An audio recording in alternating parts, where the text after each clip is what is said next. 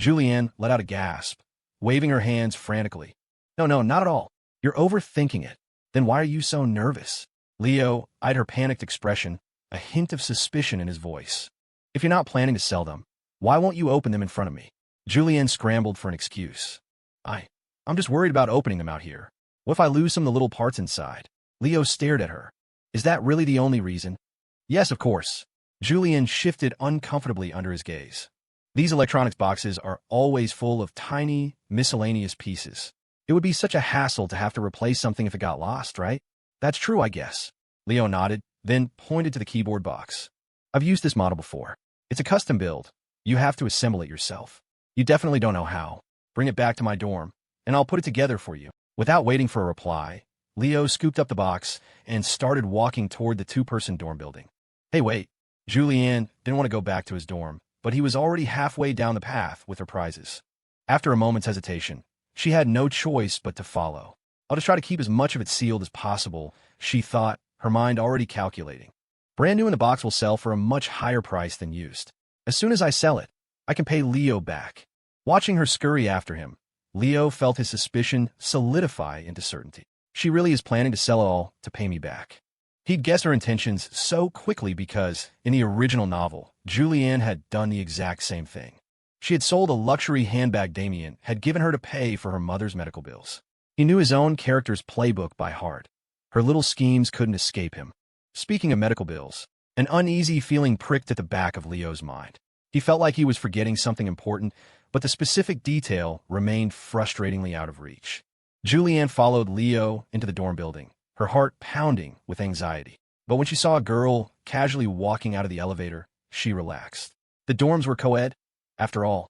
Once they were back in his room, the first thing Leo did was tear open the phone box and power it on, completing the activation process. He handed the brand new iPhone to Julianne. There, it's activated. See how you like it. Great. Julianne felt like crying. This brand new iPhone. If this were cash in my hand right now, how amazing would that feel? Noticing her distracted expression as she clutched the phone, Leo leaned in closer. You're not still thinking of selling it, are you? I am not. Julianne gave his shoulder a light shove. You're way too close. Oh, right. Snapped out of it, Leo realized he had invaded her personal space. He took a step back and continued. Don't even think about selling this stuff to pay me back. You want a huge prize, you should enjoy it. Trading your good luck for cash is a stupid thing to do, you know? Julianne listened to him, nodding seriously. He had a point. She had been so focused on selling everything to pay him back that she'd forgotten this was a stroke of incredible luck, a prize she had won. Seeing that his words were sinking in, Leo pressed on. Besides, we made a deal, remember? You can pay me back when you're a famous author. All right, Julianne nodded again. Leo, are you a mind reader or something? How did you know what I was just thinking? Leo pointed to her face. It was written all over it. He was totally bluffing. She had actually hidden her intentions quite well. Was it? She asked, skeptical. Definitely, Leo said, pulling the ergonomic mechanical keyboard from its box. As he started assembling it, Julianne, a complete novice with technology, turned into a curious child.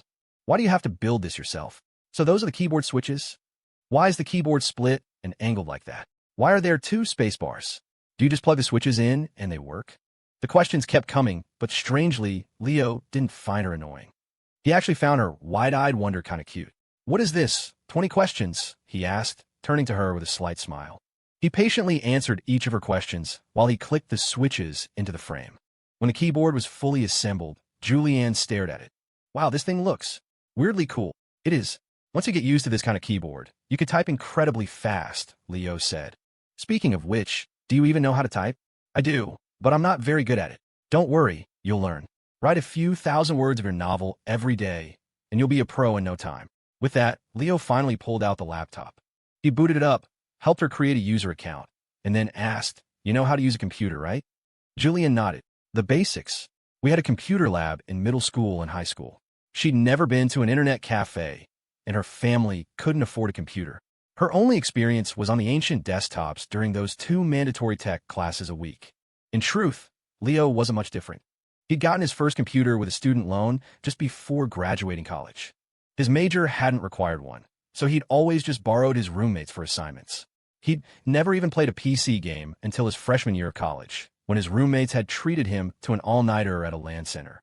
They had been shocked he'd never played League of Legends or PUBG and had patiently taught him the basics. Leo smiled. It's fine. If you have any questions about the computer, just ask me. I'll teach you. Oh, okay. Thanks, Julianne nodded. Leo plugged in a mouse that came with the laptop and connected to the campus Wi-Fi. First, I'll download a good writing app for you, and then I'll show you how to register for an author account. After downloading the software, Leo gave her a quick tour of its features. Julianne listened intently. So, Leo said, closing the tutorial, which platform are you going to publish on? I don't really know anything about them, she said, shaking her head. Why don't you pick one for me? She felt her brain getting lazy. Whenever Leo was around, she found herself not wanting to think too hard. All right, let's start you off on StoryForge. It's a good platform for beginners, easier to get your work accepted. Okay, Leo opened a familiar login page, and for a moment his mind went hazy. On instinct, he tried to log into his own author account. Username and password incorrect, or account does not exist. Of course, it figured his author account wouldn't work. If it did, it would be a major glitch in this world's continuity. Julianne peered at the screen. You have an author account too? Her question jolted Leo back to reality. He'd been so focused on testing his account that he'd forgotten she was standing right there. She had no idea he was a writer. He shook his head quickly. No, that wasn't. I was just testing the keyboard, see if it works. Julianne didn't question it. Her trust in him was high, and besides, her brain seemed to switch to low-power mode whenever they were together. Leo quickly changed the subject. Let's get your account registered. All right. He followed the on-screen prompts, and when it came to choosing a pen name, he handed the keyboard over to her. Julianne struggled, thinking of several names that were either taken or just didn't feel right. Finally, Leo offered a suggestion. How about Juniper Hale? For some reason, the name resonated with her instantly. Without asking why, she readily agreed. Account created successfully. Hey, it worked. She turned to Leo. Is there any special meaning behind Juniper Hale? Leo smiled. Juniper sounds a little like Julianne and Hale. Well, that's you. It sounds strong, like a real author's name. It just felt right. I'm surprised you thought of that, Julianne said, a pleased smile spreading across her face. Did you look up name ideas because of me? Don't be so conceited. Leo's face flushed unexpectedly. It came to me okay. He waved a hand dismissively, trying to look casual. I'm a literary guy, you know? I know things. All right, Julianne teased, her eyes fixed on his face. Then why are you blushing? I'm not. You are. Let's just check out the author dashboard. Don't change the subject. Julianne tilted her head, leaning closer to him. Why can't you look at me? I'm not. His face grew even redder. You're too close. It was the same thing she'd said to him earlier. Now the roles were reversed. Ha ha.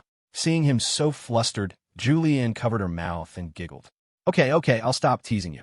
Leo shot her a look, then pretended it was his first time seeing the author dashboard, exploring StoryForge's website with her. Once they had figured out the basics, he gave her the laptop. Julianne sat down and tried typing on the new keyboard. She was slow, the software clocking her just a few hundred words per hour, her finger placement all wrong. But it was normal. Leo remembered being just as clumsy when he first learned. Here, let me show you. Leo stood up and moved behind her chair. He leaned down, his arms wrapping around her shoulders to place his hands over hers on the keyboard. Julianne's body went rigid. She could feel the warmth radiating from him, and with it, a subtle, captivating scent. It was clean and earthy, like the smell of soil after a spring rain, mixed with a faint hint of sandalwood from a distant temple. It was his scent, something you could only notice when you were this close. He was probably unaware of it, but to her, it was intoxicating.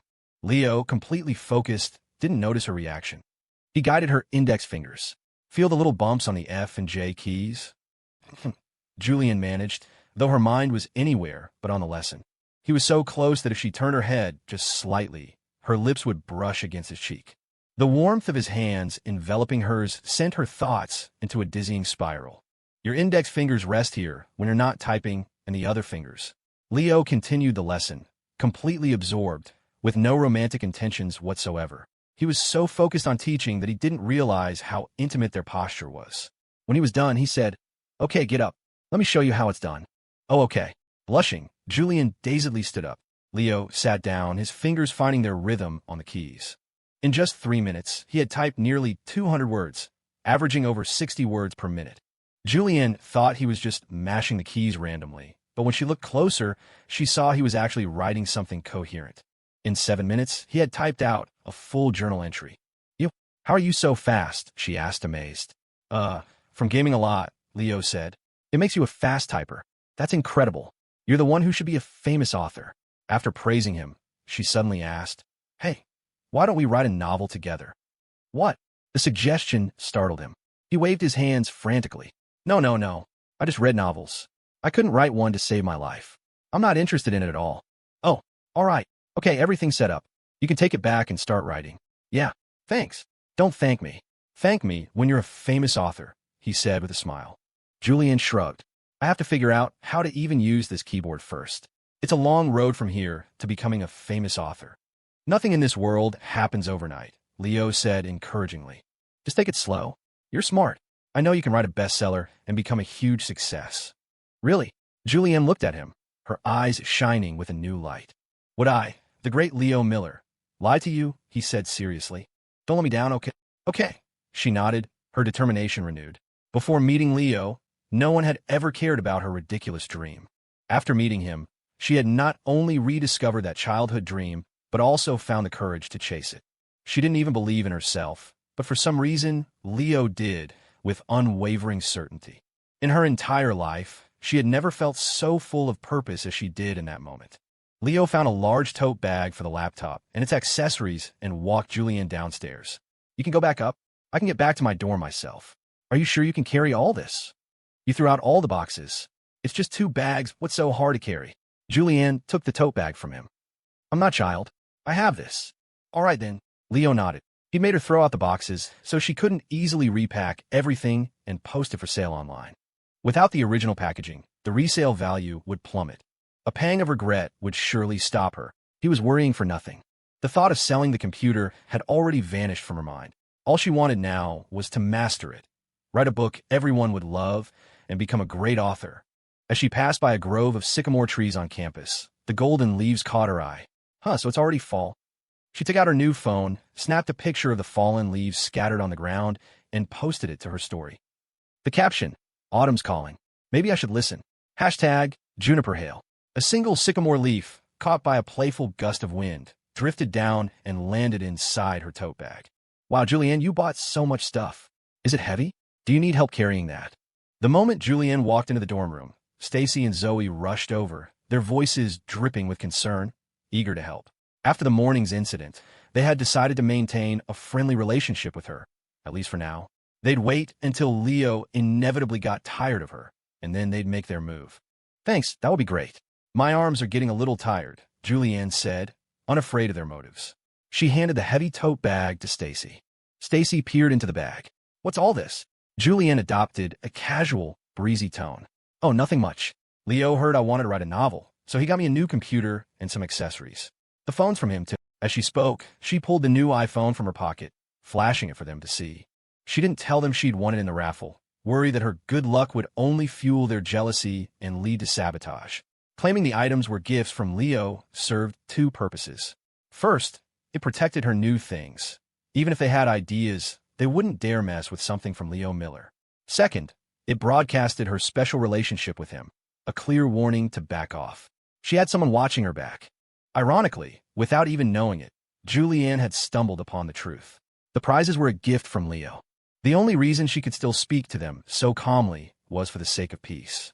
They had to live together for the next 4 years, seeing each other every day. An openly hostile environment would be unbearable. As long as they stayed out of her way, she was happy to let things be. But if they started trouble, she wouldn't hesitate to teach them a lesson. After hearing her explanation, Stacy and Zoe exchanged a look. In that silent, knowing glance, their attitude shifted from friendly to downright fawning. Stacy gently placed the tote bag on Julianne's desk. Wow, you and President Miller are that close. Julianne just smiled faintly. We're good friends. The vague, dismissive answer left them momentarily speechless. Is there anything else? Julianne asked, her tone making it clear she was ready for them to leave. Zoe jumped in. Actually, Julianne, we wanted to apologize for this morning. Stacy quickly added, yeah, Zoe's hand really slipped. She didn't mean any harm. I already gave her a piece of my mind. It's fine. You don't need to apologize to me, Julianne said, holding up a hand to cut Stacy off. I was never angry. They both spoke at once. So, about President Miller. President Miller. Julianne paused, pretending to think for a moment. I'll go talk to him for you. Can't be helped, I guess. We're all friends here, right? Oh, thank you so much, Julianne. Zoe exclaimed. Yes, thank you. We're all roommates. Let's get along from now on, Stacy added. Of course, Julianne said with a tight, fake smile. Anything else? Nope, nothing. You get back to your work. The two retreated to their desks, heads down, furiously texting each other. Julianne ignored them, too busy figuring out how to start writing on her new computer. When Saraphina returned, she gave Stacy and Zoe a polite nod before chatting with Julianne for a few minutes. Then she want to take a shower. Yes, Saraphina showered at midday, too. For now, a delicate, fragile balance was maintained in the girls' dorm. In the two-person dorm, Leo and Damien's relationship was far less complicated. The two were currently sitting face-to-face, staring at the last package of instant ramen on the table. After a long silence, Leo spoke. I bought a case of ramen. Why is there only one package left? Maybe, Damien said, with the conviction of a saint. We have a mouse. A mouse? Seriously? Leo's eye twitched. You ate them all, didn't you? Damien deliberately looked away. Don't slander me. I did no such thing. If you want ramen, go buy your own at the campus store. Damien scratched his head. It's always late at night when I get hungry. No time to go. Get out of here. Leo glared at him. Once or twice, fine. But a whole case? I had one single package. The rest went into your stomach. That's your excuse. Hey, forget the ramen for a second. I'll buy you a new case this afternoon. Let's talk about winning over a girl. As he spoke, Damien casually swept the last ramen package off the table and hid it behind his back. Question mark. Leo stared, momentarily stunned by the brazen act of theft. Where did he even learn such a bad habit? This is definitely not the behavior of the alpha billionaire CEO, I wrote. After what happened last night, I feel like Saraphina and I just need one final push, Damien said, looking at Leo earnestly. But I need the right opportunity. Miller, you got any good ideas? First, give me back my ramen. Is that all you can think about right now? Damien griped, while simultaneously clutching the hidden ramen even tighter. Come on, help me out here. How do I get us to finally be together? Without a second of thought, Leo said, Saraphina can't swim. I know, Damien nodded. I'm the one who told you that. So what? Leo gave him a withering look. She can't swim, so you take her to a swimming pool. Damien asked, genuinely confused. She can't swim, and I take her to a pool? Wouldn't that just completely backfire? Are you an idiot? Leo flicked Damien's forehead. Ever heard of the suspension bridge effect? You take her to a pool. When she's scared and her heart is racing, you hold her, comfort her, and confess your feelings. Guaranteed success. Brilliant. Damien gave him a thumbs up. That's an unbeatable plan. Miller, you're a genius. Leo covered his face. Honestly, you could have just confessed last night after you pulled her out of the lake, and it would have worked. Really? Fine, don't believe me. Leo was so sure, because in the original plot, the heroine almost drowned at the beach, and Damien's heroic rescue led to their heartfelt confession at Crescent Bay. No, I believe you. Okay, I'm going to my room to plan this out, Damien said, grabbing the ramen from behind his back and heading for his room. Leo's eye twitched again. You put that ramen down. For the first time, Leo, a non-smoker, understood the helpless frustration of a man whose best friend constantly pockets his lighter. Saraphina tugged on Julianne's sleeve. Jules, can I ask you something? Julianne, who had been replaying Leo's typing lesson in her mind, was pulled back to reality. She turned to Saraphina. What's up? If, Saraphina began seriously, you misunderstood a guy and wanted to apologize. What do you think would be a good gift? Julianne's curiosity was piqued. Who did you misunderstand? Saraphina waved her hand dismissively. Oh, no one. I'm just asking. You misunderstood Damien, didn't you? Saraphina's composure crumbled. No, really, it's not. What did you misunderstand about him? Jules, stop asking. Saraphina covered her blushing cheeks. She felt like she had no privacy when talking to someone so perceptive. Julianne had nearly unraveled her entire secret in just a few sentences. In reality, it was Saraphina who couldn't keep a secret to save her life. All right, I'll stop, Julianne said, her eyes twinkling with a mischievous grin. Saraphina returned to her original question. So, what kind of gift would show a sincere apology? Are you just trying to apologize to him? Julianne asked pointedly. Saraphina nodded. Yes. No other intentions? Like confessing your feelings, for example. Jules, stop saying things like that. This time, Saraphina was on guard and didn't fall for the bait. Okay, Julianne stuck out her tongue and gave a wry smile. Can you cook? Saraphina shook her head. A high society girl who had never set foot in a kitchen. She had no idea how to cook a meal. Well, can you make anything to eat? Saraphina thought for a moment. I can make some simple snacks like baked goods. She had taken a few baking classes at the elite prep school she'd attended. Perfect. Julianne clapped her hands together. Bake something for Damien yourself. It'll be full of sincerity. After he eats your apology brownies, the misunderstanding will be completely forgotten. Saraphina's eyes lit up. Really? Julianne put her hands on her hips, full of confidence. Of course. Would I lie to you? Okay. Saraphina immediately grabbed her phone and contacted the campus bakery she had ordered from before. The owner was more than happy to let her use their kitchen. In the time it took to prepare a package of instant ramen, Damien had managed to book an entire swimming pool. That was a billionaire for you. Even for a casual swim with a girl, he had to rent out the whole venue. With the booking confirmed, Damien reverently peeled back the lid of the ramen. The steamy aroma instantly awakened the hunger in his stomach. He picked up his fork and began to eat with intense focus. Drawing upon the experience gained from devouring an entire case of Leo's ramen, Damien had perfected his formula. The water had to be boiling, not a second less. Salt and vegetable packets went in first. After a minute and a half, when the noodles began to soften, the oil packet was added. The noodles were then stirred and left to sit for 2 more minutes. This, he had concluded, was the peak of ramen perfection. Furthermore, it had to be consumed within 10 minutes before the noodles became soggy and lost their springy texture. A voice drifted from behind him. Is it good? Ah. Deep in concentration, Damien jumped, startled. He glanced over his shoulder at Leo and grinned. Hey, Miller, don't be mad. I promise I'll buy you a new case after class. Did you skip lunch or something? Damien shook his head. Nah. Saraphina went back to her dorm to shower, and I didn't feel like going to the cafeteria alone, so I came back for some ramen. Right. Leo turned to head into his room for a nap. Hey, Miller, Damien called out. I booked the pool.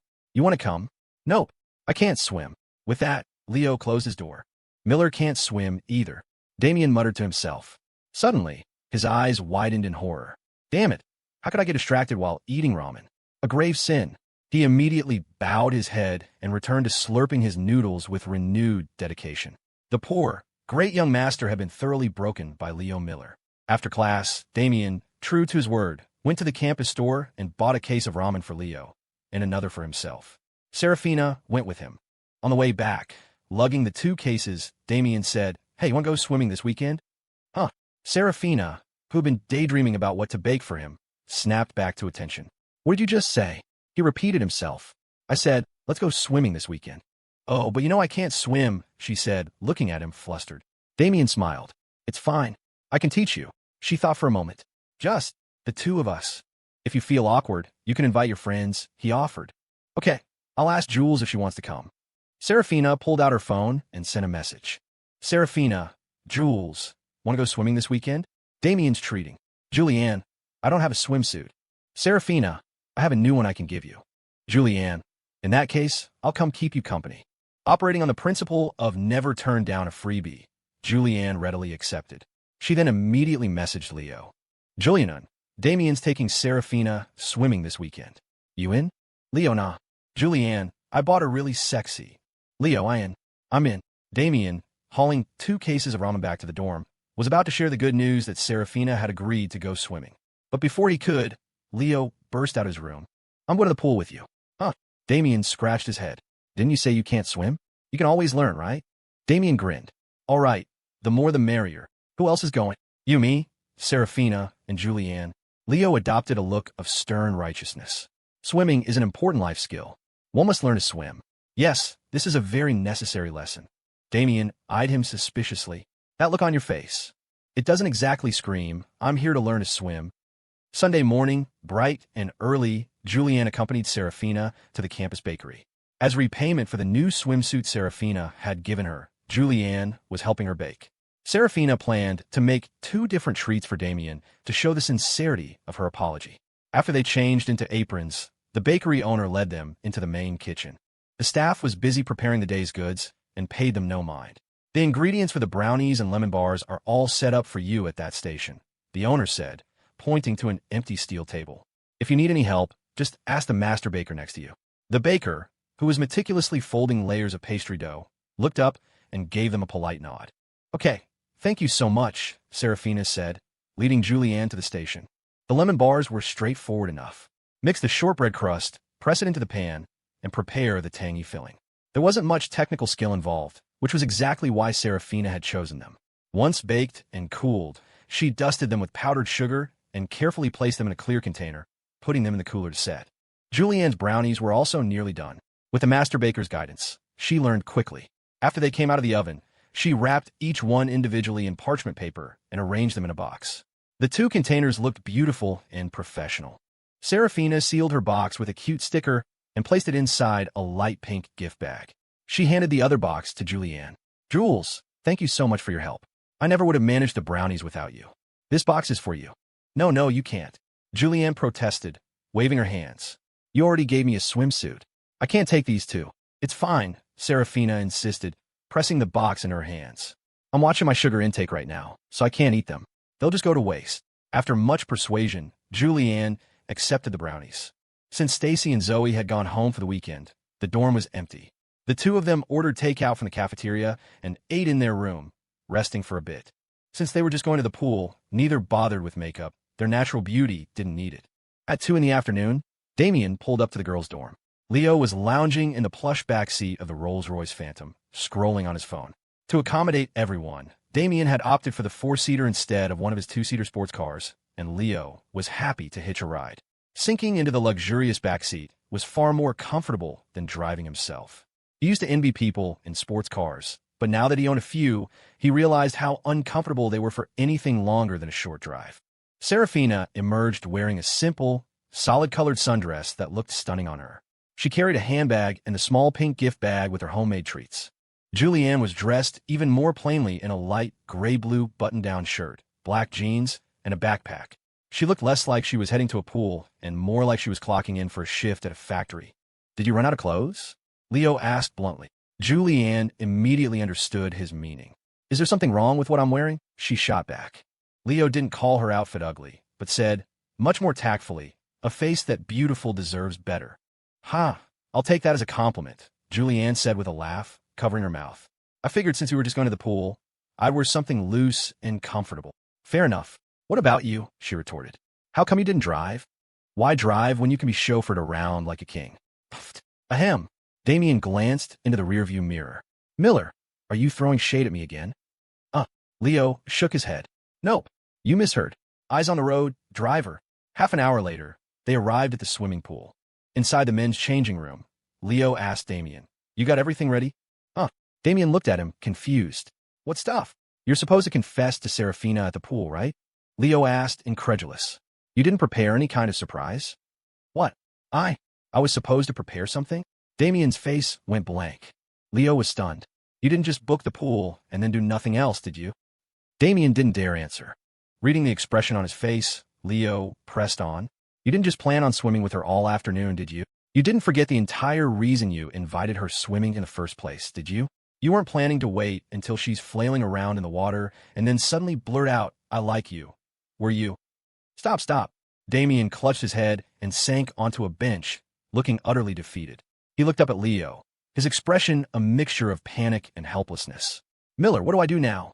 "Don't panic," Leo said, holding up a hand. "A confession at a swimming pool isn't that romantic anyway." He stroked his chin, thinking for a moment. "Do you have any plans for after this?" "Dinner," Damien offered meekly. An idea sparked in Leo's mind. "Perfect. Book a restaurant right now. Something with a candlelight dinner. After you eat, you make your romantic confession. You really think that will work?" "I don't know if it'll work, but you have to show you put in the effort. Girls love romantic gestures." "Okay, I'll book a restaurant right now." Damien forgot all about changing into his swim trunks and immediately started making calls on his phone. Leo added one last instruction. "And be serious this time. Don't you dare suggest splitting a pizza on a park bench again." "Don't worry. This is a real confession. I won't mess it up." Damien shot Leo an okay sign. A moment later, Julianne's voice echoed from outside the changing room. "Hey, Leo. Damien, are you guys done changing yet?" "Coming." Leo, now in his swim trunks, hurried out of the changing room, his eyes shining with anticipation at the thought of seeing Julianne in a swimsuit. The moment he saw her, the light in his eyes vanished. "What's with that disappointed look?" Julianne demanded, staring him down. Leo pointed a finger at her. "This is the really sexy swimsuit you tricked me with."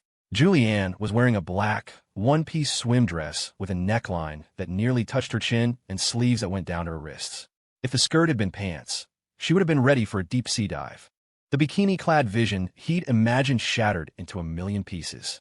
"Well, At least I can see her legs. He tried to console himself.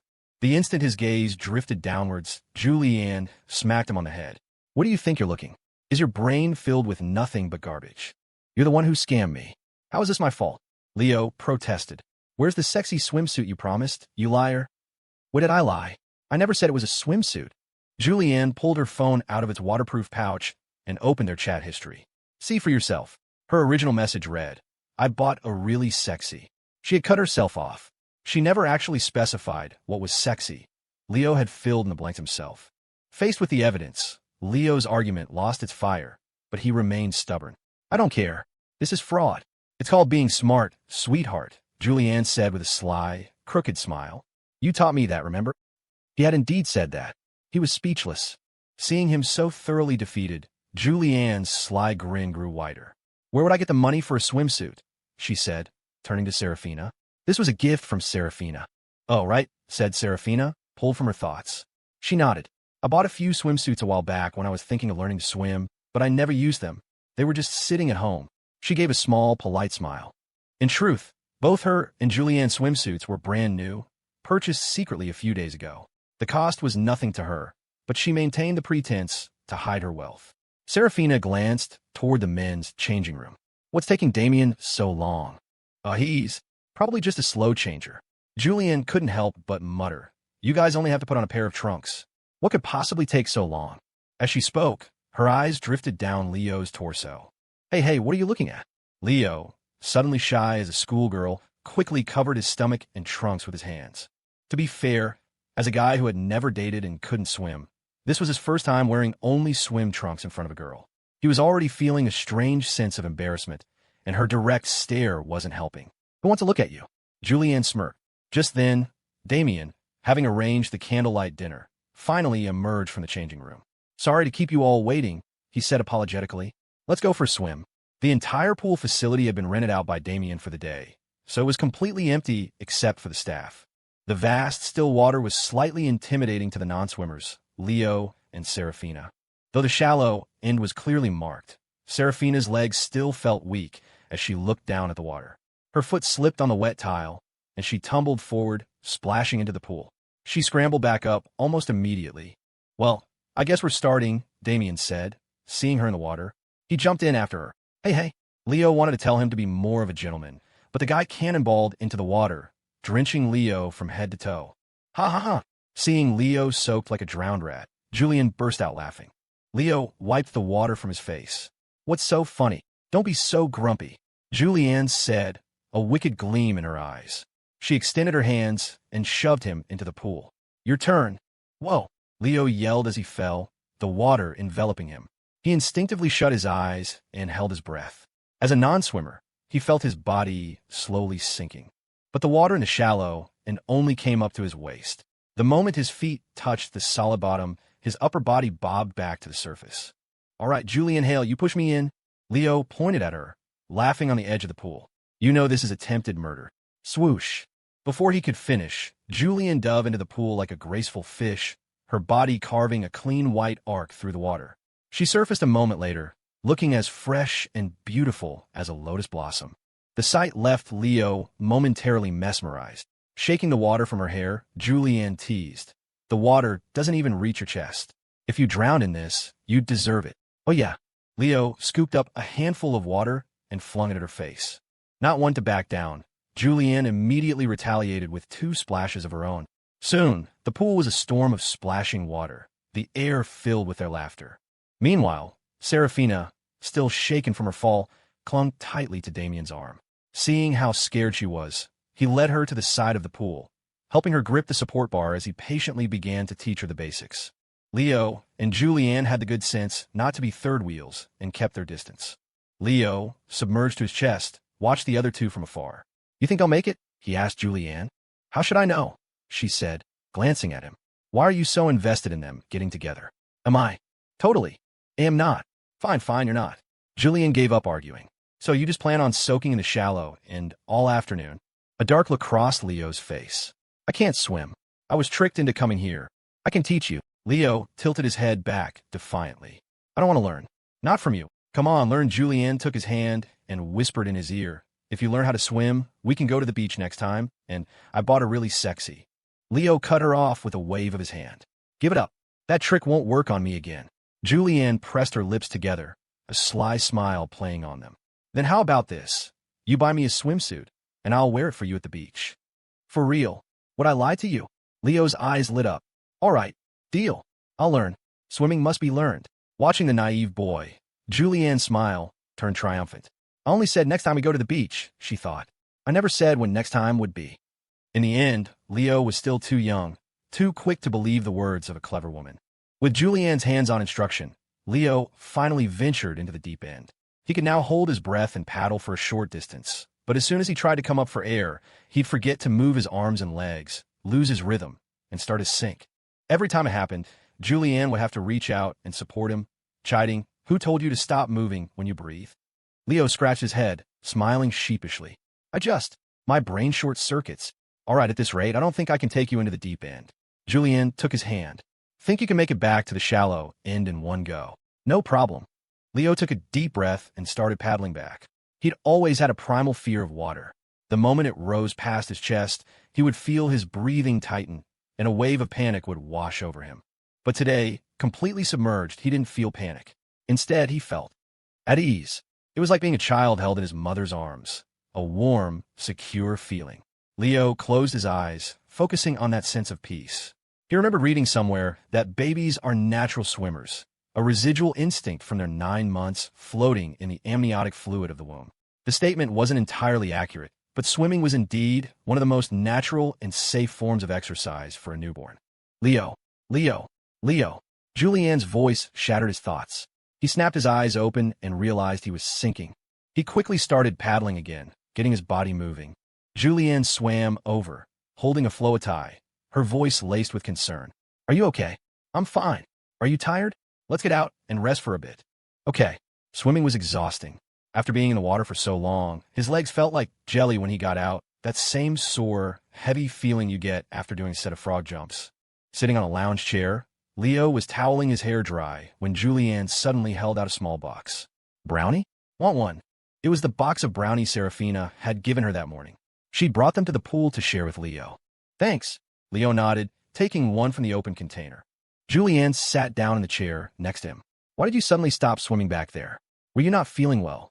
No, he shook his head. I just got lost in thought. Are you insane? His answer made Julianne laugh in disbelief. She slapped him lightly on the shoulder. Who gets distracted and starts daydreaming while they're swimming? Leo scratched his head, giving her an embarrassed grin. He popped the entire brownie into his mouth. The outside was rich and fudgy, perfectly balanced by the gooey, chocolatey center. It was delicious. Is it good? Julianne asked, her face full of anticipation. Delicious. Leo nodded. A little rich, though. Well, most people eat them in small bites, she said dryly. You stuff the whole thing in your mouth at once. Of course it's rich. One bite is the highest form of respect for a baked good, Leo said. He glanced at the unbranded box in her hand. Don't tell me. You made these? I did. Impressive, right? Very. Leo nodded, then playfully pretended to stick his fingers down his throat. What are you doing? Spitting it out. What? You think I poisoned it? Leo nodded with deadpan seriousness. Go to hell. Julianne shot him a glare. You'll never eat anything I make again. I'm sorry. Leo quickly apologized, a goofy grin on his face. My favorite thing in the world is stuff that Jules makes. Julianne glared at him, her voice a low, dangerous growl. Don't call me Jules. Okay, Leo nodded. Got it, Jules. You. Not wasting words, Julianne balled her fists and started lightly pounding on his back. Ha ha.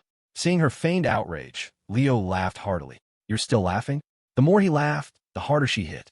Okay, I'm sorry. Leo pointed at the box in her hands. Stop fooling around. You're going to drop the brownies. It worked. She immediately stopped hitting him, but it was only a temporary ceasefire. The moment she closed the lid on the box, she resumed her attack. Ow, stop it. Have you learned your lesson? Yes, I'm sorry, Jules. Don't call me Jules. You did again. Julianne reached out and pinched his side. That one actually hurt, but he couldn't let it show. If he did, she'd immediately mock him. Such a big reaction from pinch to the waist? You must be really sensitive. All right, stop messing around. Leo changed the subject. Hey, where did Saraphina and Damen go? They got out of the pool about 10 minutes before us. They're probably at the convenience store by the entrance getting drinks. Are you thirsty? Leo asked, thinking he was about to offer to buy her a drink. Julianne looked down and nodded shyly. A little. Perfect, me too. Leo pulled out his phone. I'll Venmo you 20 bucks. Go get me a water, you can keep the change. Oh wow, Julianne retorted, pouting. Look at Mr. Big Shot, thinking he can boss people around for $20. You wish. I'm not going. Fine, you don't have to go. I'll go myself. Her pouty, defiant look made him laugh. He stood up. What do you want to drink? I'll come with you. Julianne immediately jumped up and followed him like a little shadow. As they left the pool area, they saw the other two sitting on a bench outside the convenience store, chatting happily. When they got closer, Leo called out with a grin, "What's so funny?" The words had barely left his mouth when Damien suddenly clutched his stomach and collapsed to the ground. Oh my God, what's wrong? Saraphina shrieked, rushing to help him up. Damien, his face pale and clammy, gritted his teeth. The brownies, they're poisoned. Huh. Leo and Julianne exchanged a bewildered look, then stared at the half-eaten treats on the table. There were the brownies, the lemon bars, and 2 cold sodas. Nothing else. What's wrong? Where does it hurt? Saraphina asked, her voice trembling. Damien clutched his stomach, his face as white as a sheet. There's poison in the brownies, he groaned. My stomach. It hurts so much, but I made them this morning. I didn't put anything weird in them. Jules was with me. She saw everything. At Saraphina's words, Julianne whipped her head around to face Leo. Did you feel anything after you ate one? No. Leo shook his head, his eyes widening. You didn't actually poison them, did you? Poison your big fat head. Julianne snapped. Have you been reading too many of your trashy novels? Why would I poison food? Then why does he look like? Leo's voice trailed off as his eyes fell on the 2 boxes of pastries. The lemon bars were almost gone, and half the brownies had been eaten. The bottle of soda in front of Damien was a third empty. He turned to Saraphina. Did he eat all of this by himself? I had 2 brownies and 1 lemon bar. He ate the rest. Okay, case closed, Leo said, covering his face with his hand, trying to suppress a laugh. The idiot is having a stomach flare-up. Both brownies and lemon bars were rich and hard to digest. Damien, who already had chronic stomach problems, had devoured a massive quantity and washed it down with half a bottle of ice-cold soda. It was no wonder his stomach was in agony. Oh, Saraphina looked from the pastries to Damien's pained face, then back to Leo. What do we do now?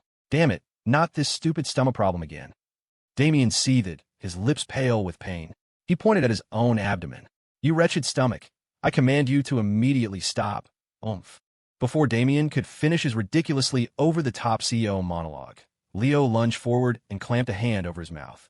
He offered the 2 girls an apologetic smile. He's delirious with pain. Just ignore him. There should be a pharmacy nearby. I'll go get some clothes on and check. Leo pulled out his phone and checked the map. There was one just over half a mile away. Leaving the girls to look after Damien, Leo changed, borrowed an e-scooter from one of the pool employees, and zipped off to the pharmacy. He bought some stomach medicine and digestive aids and rushed back. By now, Damien was in such a state that he couldn't even sit up straight. He was slumped over the table, looking like death warmed over. Saraphina was gently dabbing the sweat from his forehead with a towel. Here, medicine. Leo laid out the pills and told Damien how many of each to take, just as the pharmacist had instructed. Thanks, Miller, Damien managed to say. Even doubled over in pain, he still had his manners. Leo went to return the e-scooter, and Julianne followed him, leaving Damien and Saraphina alone. I'm so sorry, Saraphina said softly, her voice full of guilt. I was genuinely trying to apologize today, but I forgot about your stomach issues and that you can't eat so many rich things. It's fine. It's my fault too, Damien said with an embarrassed smile. I'm the one who scarfed them all down and drank the cold soda. He paused. You said these were to apologize to me. Yes, Saraphina nodded. It was wrong of me to misunderstand you and think you like guys. I'm really sorry. Oh, that.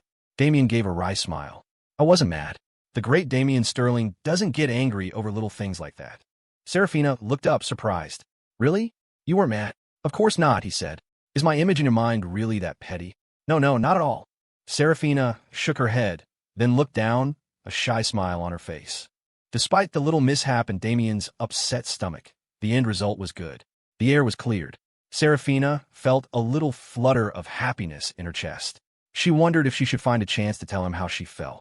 But was it too forward for a girl to confess her feelings first? She was suddenly torn. I'm just returning the key. Why are you following me? Leo asked, glancing at Julianne trailing behind him. Like you said, giving those 2 some space, she replied. Leo looked at her with a smile. My, when did you become so thoughtful? Julian shot back without mercy. EW, that smile is so creepy. You look like the kind of sketchy old guy who tries to lure girls on the subway. Leo's smile vanished. Creepy old guy? She's going to pay for that one. Just as he was plotting his revenge, she magically produced a cold bottle of soda from behind her back and held it out to him. Here. Leo was genuinely surprised. Julianne had actually bought him a drink. You didn't get to drink anything before you ran off to get medicine for Damien, she explained quickly. So I went to the convenience store, and they had a buy one, get one half-off deal on sodas, so I bought two. All right, I get it. You bought it for me on purpose. Thanks. I did not. It was a deal, she protested, her face turning red at his teasing smile. Fine, don't drink it.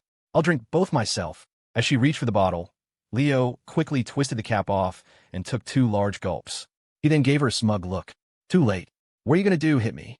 A slap landed squarely on his back. You asked for it.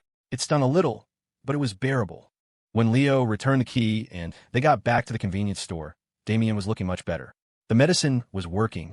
He stood up to go change, pulling Leo along with him. The second they were in the changing room, Damien grabbed Leo's arm. Miller, there's no way I can do the candlelight dinner tonight. And confessing to Saraphina, while I'm like this, would be all wrong. I'll find another chance to tell her. You should go eat the dinner at my place. I'm not going, Leo said, waving him off. Just cancel it if you can't go. It's non-refundable, Damien said with a slight smile. If you don't want to go, that's fine. It's only a $15,000 dinner. Not a big deal. Leo suspected Damien was flexing on him, but had no proof. He thought for a moment. Julianne probably had to go home and cook dinner tonight. Maybe he could treat her. His personal motto kicked in, never turn down a freebie. Besides, Damien had already paid for it. It would be a waste not to eat it. With that in mind, Leo said, fine, we can't let money and food go to waste. I suppose I can do you the favor of eating it for you. Thanks, Miller.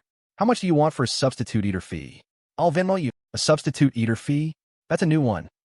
Julianne had just finished drying her hair and changing when she walked out of the women's locker room, running right into Leo, who was emerging from the men's. Perfect timing, Leo said immediately. Come on, I'm taking you out for a nice meal. Julianne was dumbfounded. What kind of meal? No idea. I hear it costs over 15 grand, but who knows if that's true. Leo glanced down at the restaurant address Damien had sent him. It was a high-end Chinese restaurant called Celestine. Knowing Damien, it had to be top tier. What? Julianne was floored. She asked again, just to be sure, $15,000. And Mitchum, probably, Leo said with a nod. He wasn't even sure if that was the final price. With drinks and service fees, it could easily top 20 or 30,000.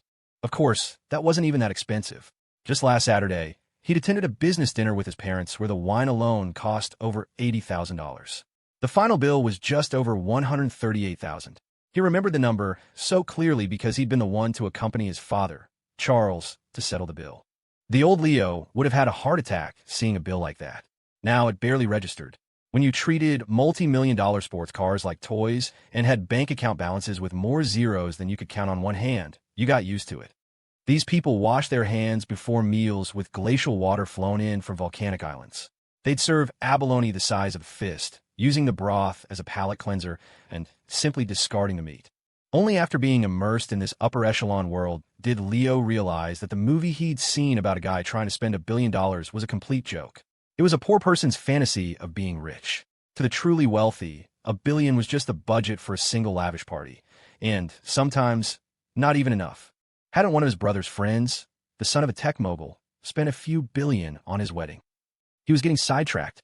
Julianne tugged nervously at the hem of her shirt. That's so expensive. Maybe we should just skip it. It's fine. It's not my money. A free feast is a free feast. Leo took her hand and started pulling her toward the exit. Free? What do you mean? Aren't we waiting for Damien and Saraphina? Julianne trotted to keep up, her stream of questions somehow both endearing and a little quirky. Leo stopped and turned to face her. Not expecting the sudden halt, she walked right into his chest. Looking down at Julianne, who looked up at him with a dazed, almost cute expression, Leo froze for a second. Am I going crazy? Did I just think Julianne was cute? No, that's not right. She must have put a hex on me.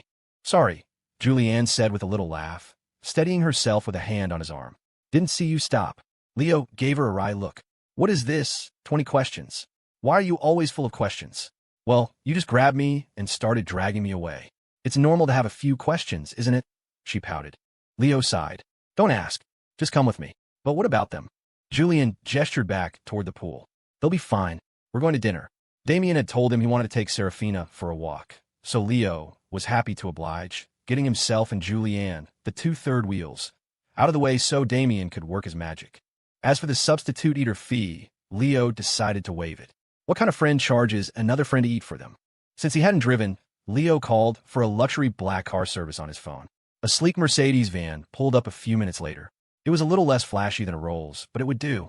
Back at the swimming pool, Saraphina emerged from the locker room to find Damien waiting alone.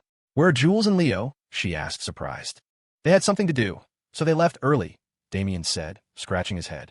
He looked at her, a hint of shyness in his eyes. "Are you hungry?" "Not really.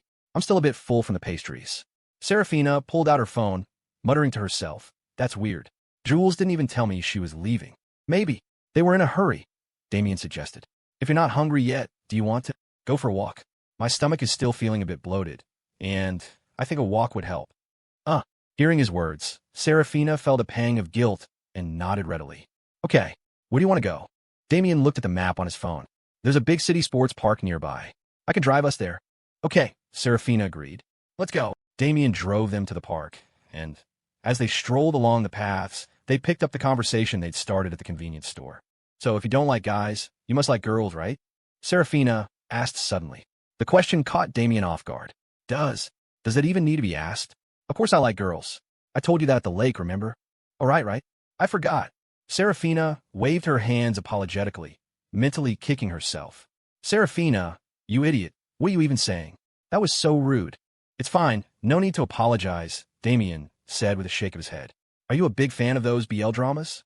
"No, absolutely not," Saraphina insisted, looking him straight in the eye. "I don't like them at all. It's just, you and Leo were always so close, and I just misunderstood." Damien thought back.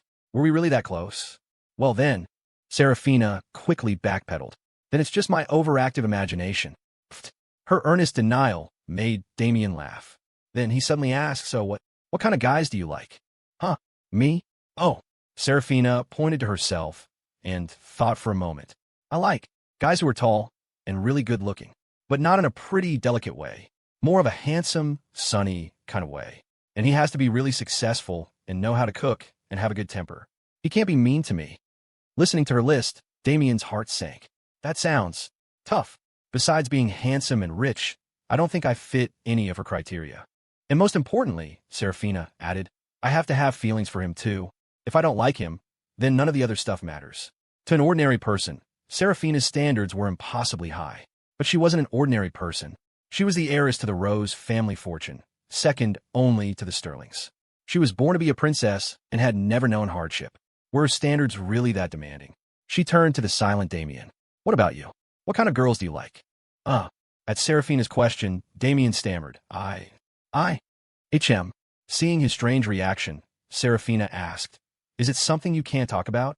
If so, then never mind." She offered an understanding smile, but inside, a sour feeling was already taking root. If he doesn't want to talk about it, that must mean he already likes someone else. And if he does, then there's no chance for me. I should just bury these feelings and move on. Just as she resigned herself to this, Damien suddenly became serious. "You know, Saraphina, before I met you, I never really knew what it felt like to like someone. But then, Saraphina, deep in her own melancholic thoughts, felt the conversation shift. She looked up and met his gaze, which was now burning with an intensity that made her heart skip a beat. She sensed something important was coming. She stopped walking. Damien stopped too, turned to face her. They stood there, looking at each other for several long seconds. Then, he began again on the first day of the orientation boot camp when our eyes met. I was completely mesmerized. I don't know why, but in that instant, it was like I was pulled in by some mysterious force. And since then, your face has been stuck in my mind. I see you everywhere. I don't know if that's what liking someone is, but I know that when I'm with you, my heart feels happy." He placed a hand over his heart. "This spot right here, it's completely occupied by you. You're the only woman who can make my heart race." He took a breath, his handsome face a mask of earnestness, a stark contrast to the cheesy line that came next. "Woman, listen up. I think I'm falling for you." The cringeworthy billionaire line, though cliché, felt strangely perfect in this moment. Saraphina was frozen, staring at him, utterly speechless. She had guessed he was about to say something important, but she had never imagined it would be a confession, and such a direct one at that. It took her several seconds to find her voice. You really like me? I, actually. He was so nervous he could barely string a sentence together. Now that the words were out, his mind was a complete blank. I was going to confess to you tonight. I booked a whole dinner, but then my stomach acted up, and I was going to ask you out again some other time. I'm sorry. I know confessing here is a bit impulsive, but the atmosphere was right, and I just couldn't help it. I said the things I've been wanting to say for a long time. Saraphina repeated her question, her voice barely a whisper. So, you really like me? Her own mind was blank, the moment feeling completely unreal. She couldn't believe Damien Sterling was confessing to her. It was all so sudden. Yes, I like you. Why aren't you saying anything? Damien asked, tilting his head. A blush crept up Saraphina's cheeks. Actually, I think I'm falling for you, too. Hearing her words, Damien held his breath. He stammered, so should we try dating? Saraphina's blush deepened. You mean, be a couple? Yes. Yes, he nodded eagerly. Saraphina rose. Please go out with me. Okay, she said, her voice firm and clear. Saraphina thought back on all their moments together since school started. From the orientation camp to the campus clinic, from lunch at McDonald's to their bike ride around the island, from their heart-to-heart by the lake to the swimming lesson, and now, this walk in the park. It wasn't the perfect, high-status Damien Sterling who had won her over. It was this Damien, the one who, stripped of his titles, had his own flaws. The one whose life was so similar to hers, yet whose personality was the perfect complement to her own.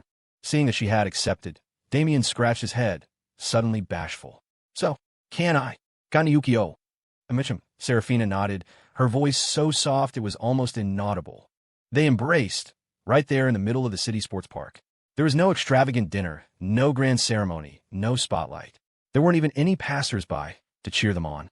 The two heirs of unimaginable fortunes confessed their feelings for each other in a quiet, ordinary little park.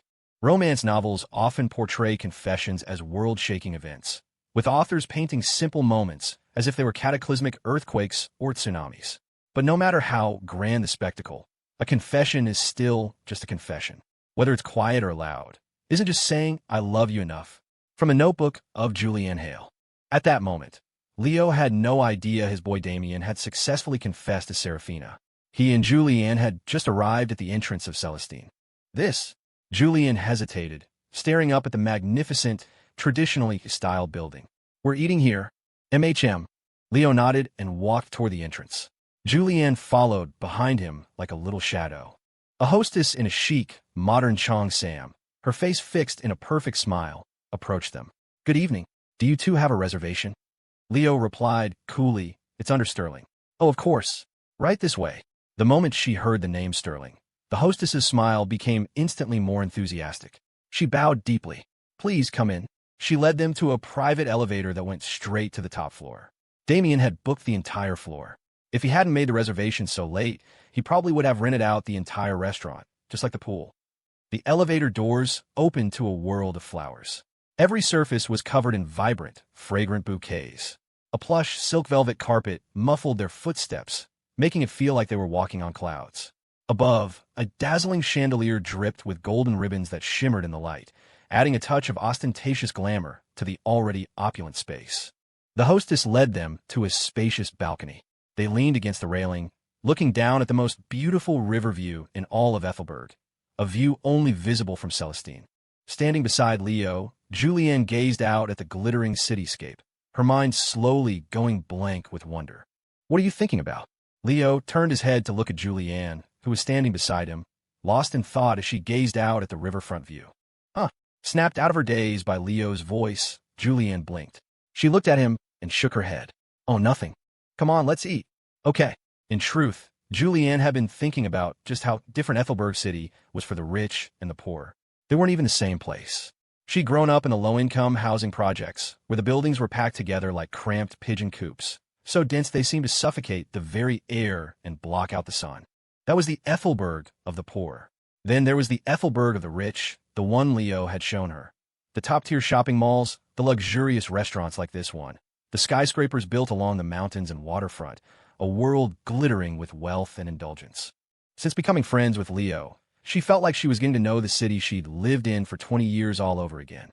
It felt like a dream, so much so that Julianne herself was in a daze. She, who had always lived in the city's darkest corners, was suddenly getting a glimpse of heaven. The stark contrast between that glittering world and her own had forced her to reevaluate everything. She swore to herself that she would make it on her own, earn enough money to give her mother the kind of life she was now experiencing. Eat. Why are you spacing out? Leo pointed to a dish on the table. This roasted squab is really good. All right. Julianne nodded.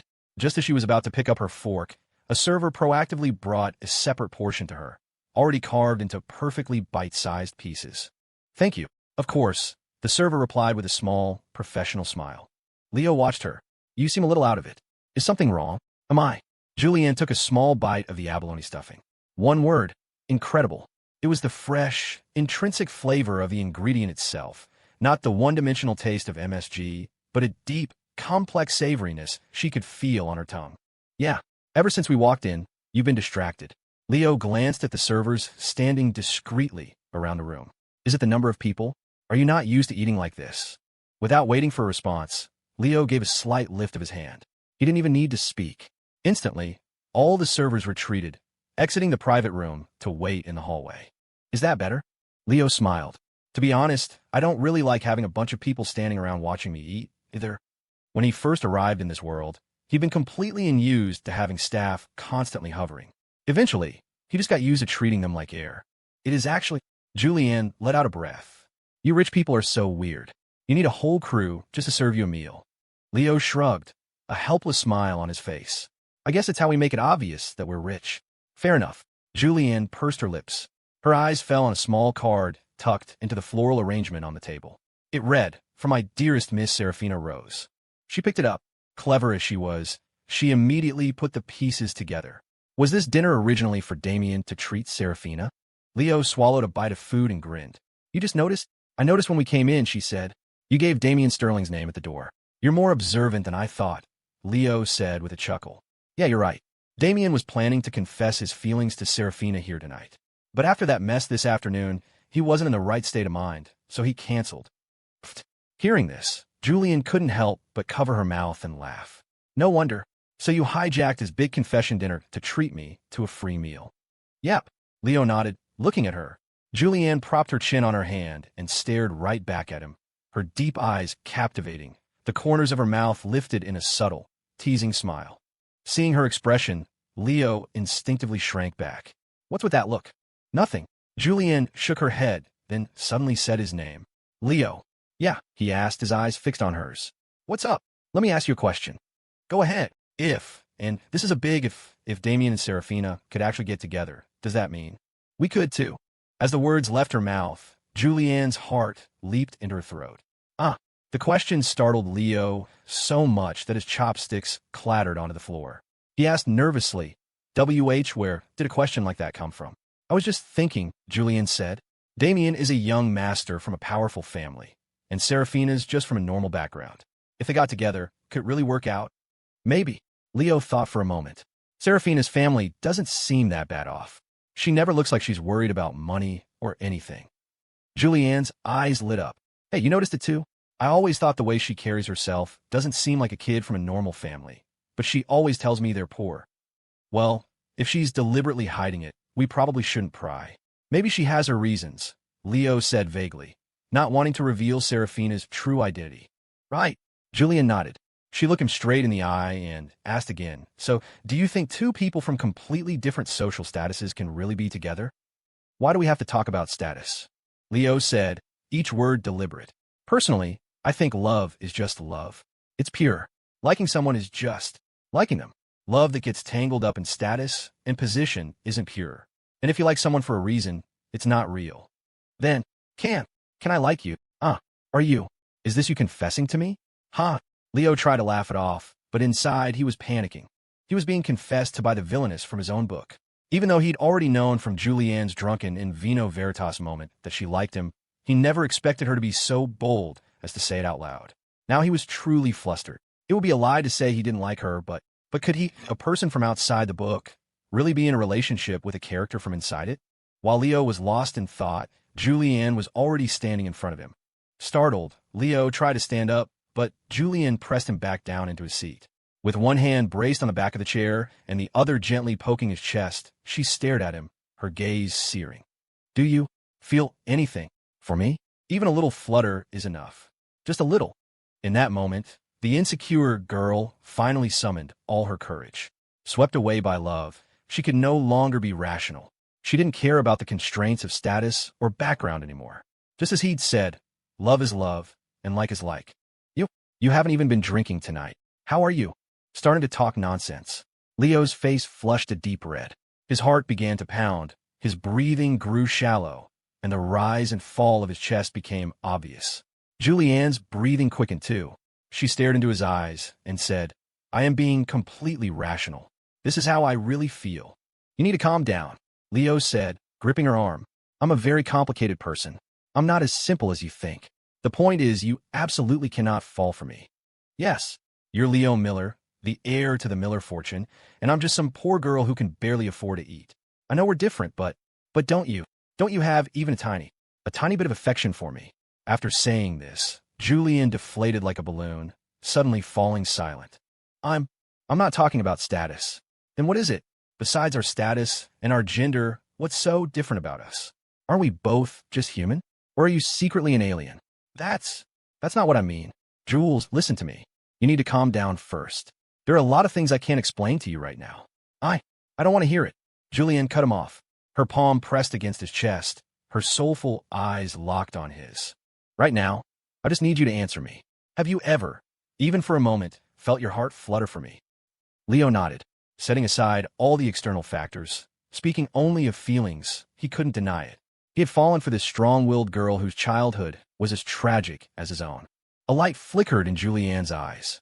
She asked earnestly, so, in your heart, you do like me? I do. Leo couldn't lie to her, and he couldn't lie to himself. He liked her. Love had bloomed without reason and had only grown deeper. When she heard his answer, Julianne's already expressive eyes seemed to melt like ice cream under a warm sun, radiating an indescribable softness and warmth. A misty film quickly formed over them, and crystalline tears, like pearl from a broken string, slid silently down her pale cheeks, carrying a torrent of complex emotions. In that moment, the strong, clever girl showed Leo her softest, most vulnerable side. Seeing her tears, Leo could no longer hold back.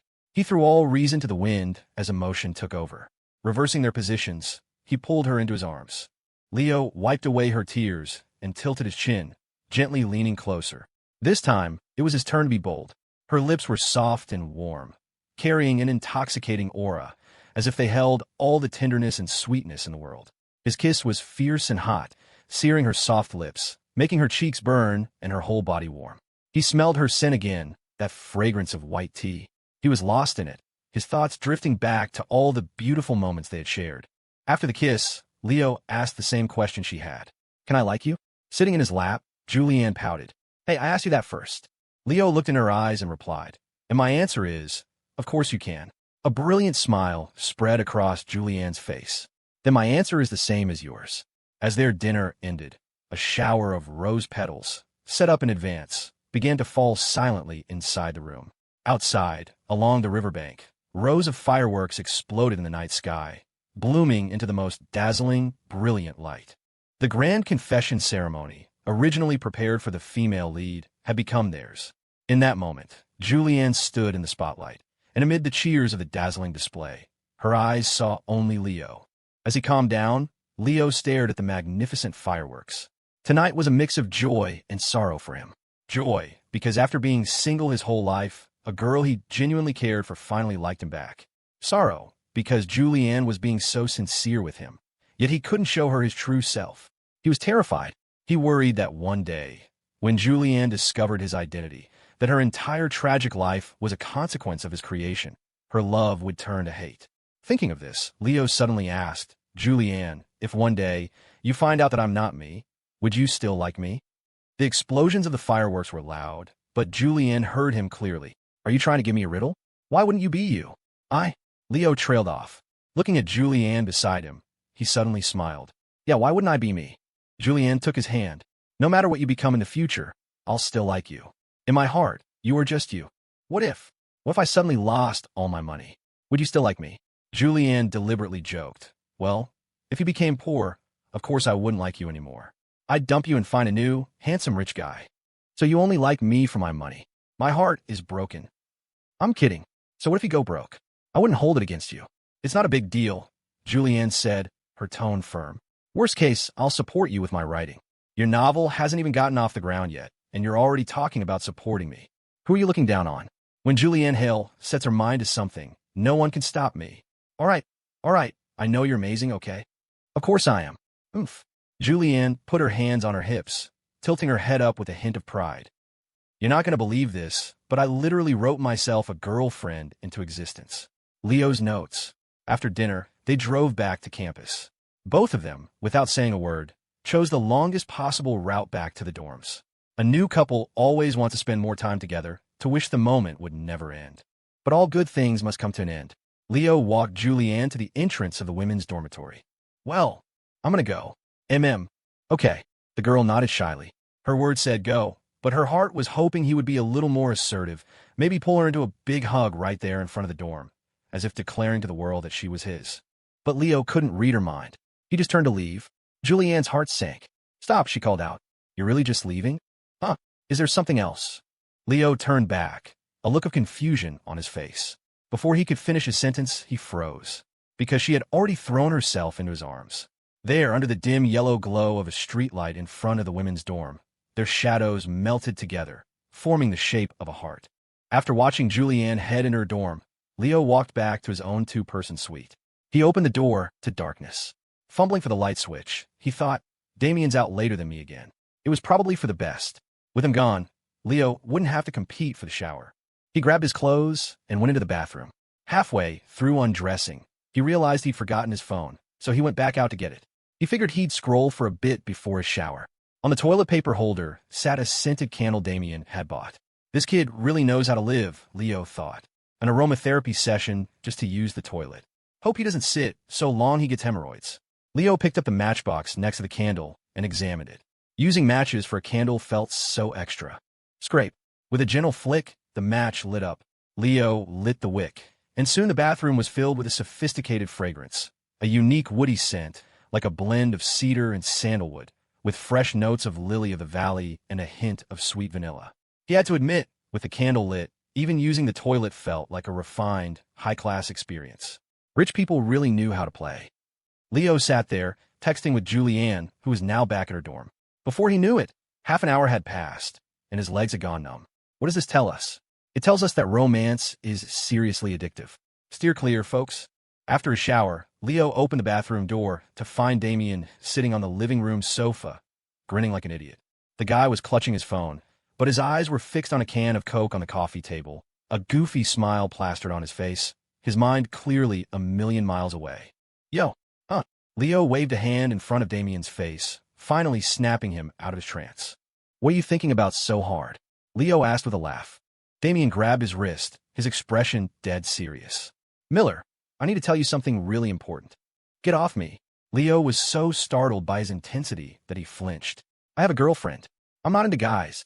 No, that's not it. Damien, realizing the misunderstanding, quickly let go. I'm trying to tell you that I successfully confessed to Saraphina. We're officially together now. For real. Leo's eyes widened. He sat down next to him. How did you two make it happen? Give me the details now. Well, after you took Julianne to dinner, Saraphina and I went to the city sports park. Damien recounted the entire story of his confession with painstaking detail. Leo was genuinely surprised. He never expected Damien to confess in a simple park with no grand preparations, and he certainly didn't expect Saraphina to accept so readily. It completely defied the soap opera plot he'd imagined. This world was truly wild. Miller? Miller. After finishing his story, Damien saw Leo staring into space again and waved a hand in front of his eyes. Are you listening to me? Yeah, Leo said, coming back to reality. He clapped Damien on the shoulder. Sterling, love doesn't come easy. You better treasure her. I will. And you're right. I owe you big time for being my romance guru through all this. You worked hard, man. Damien moved to give him a hug, but Leo dodged it. Hey, we're both taking him in now. Watch it. Go hug your girlfriend. All right. Good point, Damien said with a laugh. Speaking of which, what did you mean you have a girlfriend? I thought you were single your whole life. Don't tell me. Oh. Damien pointed a finger at Leo, his eyes wide with mock horror. As Damien gasped, Leo just smiled confidently and nodded. That's right. I. Before Leo could finish his announcement, Damien exclaimed, Dude, you've been single so long you're starting to have hallucinations. That's terrifying. Leo's face fell. You're the one who's hallucinating.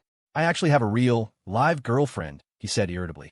Damien pointed at him again, realization dawning. You. Don't tell me. You. That's right. And I have you to thank for it, Leo nodded. Julianne and I are officially together. Damien was incredulous. You two are really a thing? Leo crossed his arms. What? Is it so hard to believe that Julianne and I are dating? No, it's just... Damien shook his head. I just didn't expect it to happen so fast. To be honest, neither did I. Leo recalled how Julianne had cornered him, demanding to know if he liked her, and he couldn't help but scratch his head, embarrassed. If she hadn't been so direct with his personality, he probably would have dragged things out for another 6 months. Damien squinted, studying Leo's expression.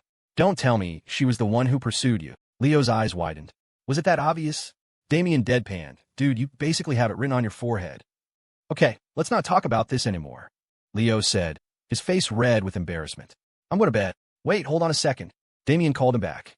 Yeah? What else? Miller, Damien asked, now that we're official, shouldn't we exchange some kind of important token of our love? Good question. Leo pointed at him. You're thinking of getting Saraphina a gemstone brooch, aren't you? Whoa, Miller, you're a mind reader. How did you know I was thinking that? Damien's eyes were wide with amazement. Do you think a brooch is better? Or a ring? Leo barely had to think. The brooch. A ring is something you can save for an engagement. Damien nodded emphatically. Miller, we're totally on the same wavelength. That's exactly what I was thinking. Leo wanted to laugh. You're my creation, my dear boy. Of course I know what you're thinking. All right, then get to it. And this time, pick a nice place to give her the gift, Leo said dismissively, turning to head back to his room. Just before he went in, a question popped into his head. He turned back to Damien. After you confessed to Saraphina, what did you guys get for dinner? I treated her to a build-your-own hot pot bowl. Damien held up the Coke from the coffee table, and they threw in this Coke for free. Leo's face went blank. He turned and shut his door. A token of love, huh? Now that he and Julianne were together, maybe you should get her a gift, too. Today's confession had been so spontaneous. Lying in bed, Leo recalled his kiss with Julianne, and a smile unconsciously spread across his face.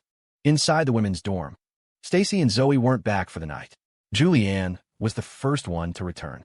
Lying in bed after her shower, she replayed the evening's events in her mind. It all felt so unreal, like a dream, especially the moment Leo had kissed her. As she thought about it, her face grew hotter and hotter. She flopped on her stomach, burying her burning cheeks in her pillow and kicking her feet lightly against the covers. Saraphina, returning to the room, saw Julianne in this ostrich pose and asked innocently, Jules, are you not feeling well? The sudden voice startled Julianne out of her reverie. She shot up in bed, her eyes meeting Saraphina's, who had entered the room at some point without her noticing. Your face. Saraphina stared at Julianne's flushed cheeks. Do you have a fever? Why are you so red? No. Julianne waved her hands frantically. I just got out of the shower. It's the steam. Oh. The pure-hearted Saraphina didn't think much of it and nodded. Then, her voice filled with excitement, she said, Jules, I have the most amazing news to tell you. Before Saraphina could continue, Julianne blurted out, Damien confessed to you? Huh. Saraphina stared blankly at her. How did you know? Just a guess, Julianne said with a sly grin. Besides, you came back with him. I couldn't think of any better news than that. Leo had already told her about Damien's plan, and seeing Saraphina return so late with such a happy glow on her face wasn't hard to put two and two together. Wow. Saraphina clapped her hands. You're so smart, you figured it out. So tonight, Saraphina began to recount the story of Damien's confession. After listening, Julianne climbed down from her bed and said mysteriously, Saraphina, I have some good news for you too. Saraphina immediately guessed. Leo confessed to you too? Something like that, Julianne said, her face flushing. Actually, I confessed to him first. Wow, Jules, you're so brave. Saraphina gave her a thumbs up. So, after you confessed, did you guys do anything? He held me and kissed me, Julianne whispered, her voice so soft she could barely hear it herself. Saraphina gasped. You two just kissed? Just like that. Julianne stammered. Wait, we both confessed. It was a heat of the moment thing. What's wrong with a kiss? Talking about the confession turned the normally sharp as a fox girl into a fumbling, awkward mess. Even her usually cunning eyes seemed to fill with a simple innocence. I'm so jealous. Saraphina wailed. That idiot just gave me a hug, and then we walked for like 3 miles around the park. After that, he drove me to get a hot pot bowl, and then just dropped me off. Pfft. Julianne couldn't hold it in and burst out laughing. Seriously? Damien doesn't usually seem that dense. The way you describe it, he sounds like he has zero emotional intelligence. That idiot has no emotional intelligence whatsoever. Saraphina complained mournfully. He hugged me and everything, but he didn't even try to kiss me. Julianne immediately adopted the tone of a seasoned expert. Saraphina, listen to me. When you're dealing with a guy who isn't proactive, you have to take the lead. A girl being proactive. Isn't that a bit? Saraphina's face suddenly turned red. The way she was raised taught her that a girl should be a lady, graceful, polite, and modest. A girl making the first move? Before this, she wouldn't have dared to even think about it. But this time, for the sake of her own love story, she decided to be brave. Okay. Saraphina looked at Julianne and nodded firmly. Thank you, Jules. Since school started, you've helped me so much. I'm so grateful. Don't thank me, Saraphina. I've learned a lot from you, too, Julianne said with a smile. I feel like we're pretty similar sometimes. So let's be brave together. Saraphina smiled back, a beautiful, genuine smile. Okay, let's be brave. Swept up in the giddiness of new love, Leo barely slept a wink. He only started feeling drowsy as dawn approached. The problem was, once he finally fell asleep, he slept right through until 7:50 a.m. It was Monday. He had an 8 a.m. class. The moment his eyes shot open and saw the time, Leo leaped out of bed. Damien, already dressed and about to head out, saw him burst from his room. Hey, Miller, you're still here? Why the hell didn't you wake me up? I woke up late myself. I opened my eyes, and it was already 7:40. I figured you'd already left. It seemed Leo wasn't the only one who'd had a sleepless night. Leo scrambled to put on his shoes, rushed to the bathroom to splash water on his face, and quickly rinse his mouth, then ran out of the dorm with Damien. Just like them, Julianne and Saraphina had also had a restless night. They had woken up early, grabbed breakfast from the cafeteria, and saved seats for them in the classroom. They chose a spot in the middle, towards the back. Leo and Damien slid into their seats just as the bell rang. Phew! Leo let out a long sigh as he sat down next to Julianne. Julianne, who was eating a bagel and sipping coffee, glanced at him. You sent me a goodnight text at 10. How'd you end up sleeping in so late? Leo gave a wry smile. Couldn't sleep all night. Only got tired this morning. Julianne raised an eyebrow, her tone playful. Oh, were you thinking about me? So much you couldn't sleep? Stop it. We're in class. A single sentence from her was enough to make Leo's face turn red. But Julianne pushed her luck, placing a hand on his thigh. Are you getting shy? Don't. Leo slapped her hand away and grabbed the half-eaten bagel from her. Eating bagels again? Are they really that good? With that, he took a huge bite right where her mouth had been. An imported bagel. It really was delicious.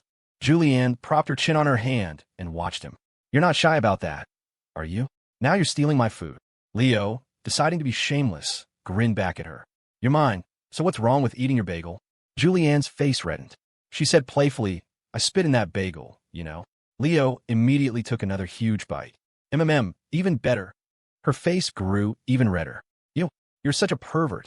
Leo smirked. You're just now figuring that out? A wicked grin spread across Julianne's face.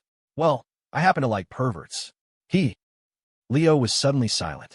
In that moment, he felt like a boy who only pretended to be a pervert, but was actually pure at heart, had just met a girl who pretended to be pure, but was actually the real pervert. Ha, I'm just messing with you. Julianne burst out laughing at his dumbfounded expression. I actually bought you breakfast. As she spoke, Julianne pulled a bowl of steaming wonton soup from under her desk. Leo stared at the bowl, stunned for a moment before asking. You're eating a bagel, but you went out your way to buy me wonton soup? Well, I didn't know if you liked bagels.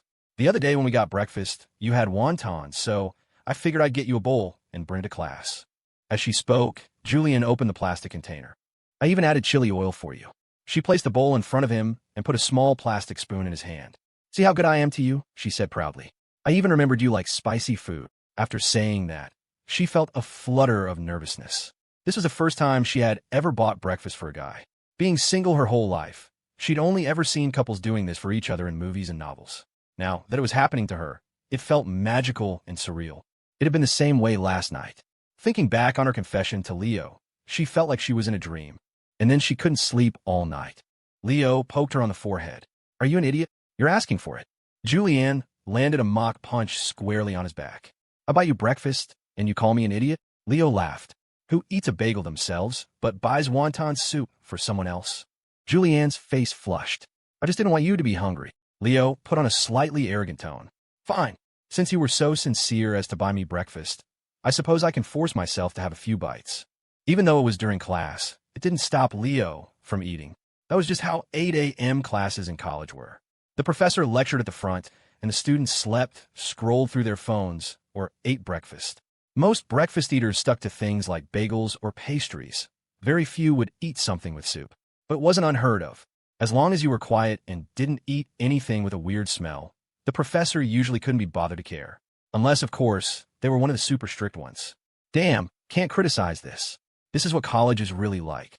Sitting in the third-to-last row, Leo hid behind his desk and leisurely ate the breakfast of love Julianne had bought him.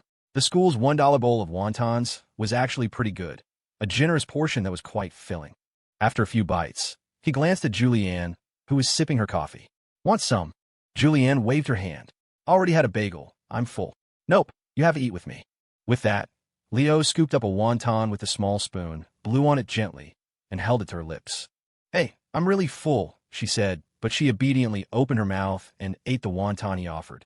In principle, a bagel was enough for her breakfast. But if Leo insisted on feeding her wontons, well, principles could be bent. After she ate one, Leo immediately offered another. Julianne suddenly had a vision of her grandmother chasing her around with a bowl of food when she was little. She couldn't remember the last time someone had fed her like this. Eating the wontons from Leo's spoon, her heart felt warm and fuzzy. It felt so good to be taken care of. Okay, that's enough. Seeing him about to offer another, Julianne quickly grabbed his wrist. You eat the rest.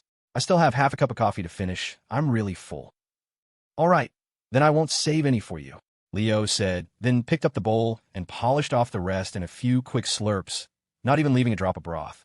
Julianne propped her elbow on the table, rested her chin in her palm, and asked with a sly grin, Were the wontons good? Yeah, delicious, Leo nodded. He looked at her expression. What's with that weird smile? Julianne said deliberately, I really did spit in them, you know. Really? Leo's eyes widened. No wonder they tasted extra good today. Spit some more in there. Let me have another sip. This was round 2. Only this time, the one left speechless was Julianne, not Leo. She shot him a glare. Not funny. Not funny at all. You're too much of a pervert. You silly goose. Leo poked her forehead again. You think you can pull the same trick on me twice?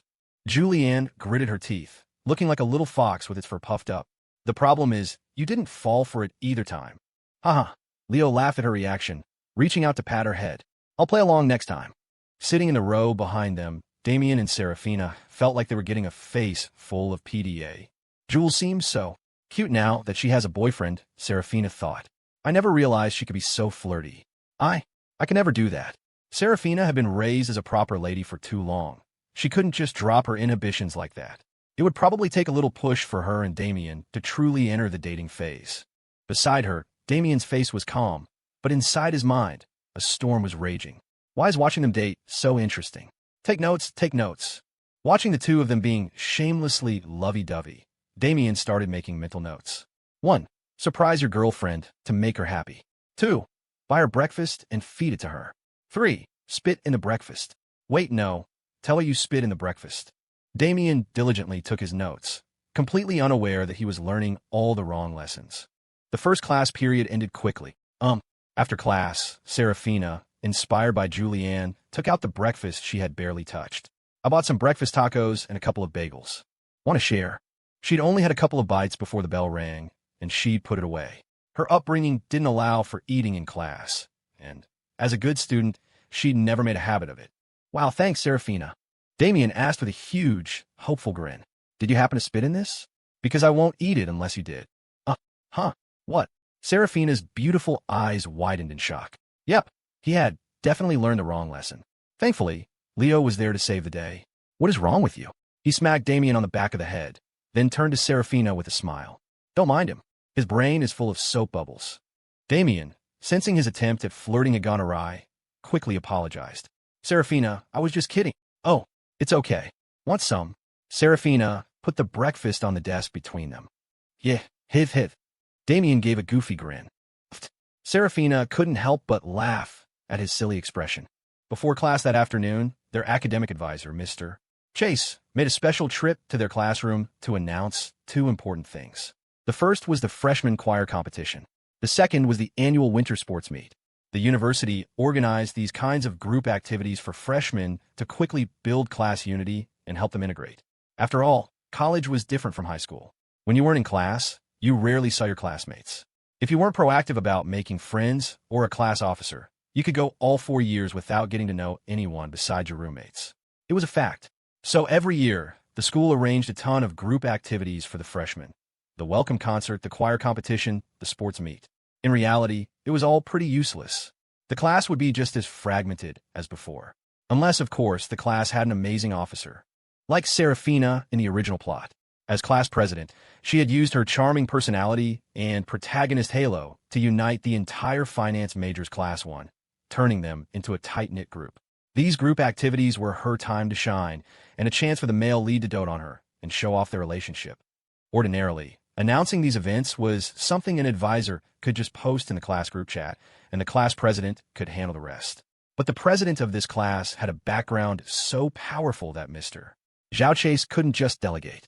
He had to show up in person. After explaining the activities, Chase turned to Leo, his tone as gentle as if he were coaxing a child. President Miller, could you and the vice president, along with the other class officers, organize these two events? Please. Anyone listening would have had trouble telling who was the advisor and who was the student. His tone sounded more like he was reporting to his boss. Leo nodded. No problem, Mr. Chase. Even though he didn't want to deal with it, he was still the class president. The title was there, and the advisor had asked so nicely. He couldn't just refuse. He might need the guy for something over the next 4 years. Great, that's settled then. Seeing Mr. Miller being so cooperative, Advisor Chase let out a sigh of relief. If you have any questions, just let me know. Leo puffed out his chest. You got it. Leave it to me, Mr. Chase. Don't worry about a thing. As soon as their advisor left, Julianne, sitting beside him, asked curiously, Why are you suddenly so responsible? Leo said blandly, I'm faking it. His words left Julianne speechless. After a moment, Leo turned to Saraphina with a look of utmost seriousness. Saraphina, I can't trust anyone else with these two events. Among the class officers, you're the most responsible. So, I'm putting you in charge of both the choir competition and the sports meet signups. Oh, both of them for me? Saraphina blinked, then nodded. Okay, I guess. And just like that, she agreed. Miller, that's just lazy. You're giving both events to Saraphina? What are you going to do? Before Julianne could complain, Damien, sitting next to Saraphina, couldn't hold back. You're just trying to be a hands-off manager, aren't you? Julianne chimed in. Exactly. You're dumping all the work on Saraphina. You're just taking advantage of her being so nice. Even though she was Leo's girlfriend now, she couldn't stand by this unreasonable arrangement. Sure. Leo smiled and put a finger to his lips.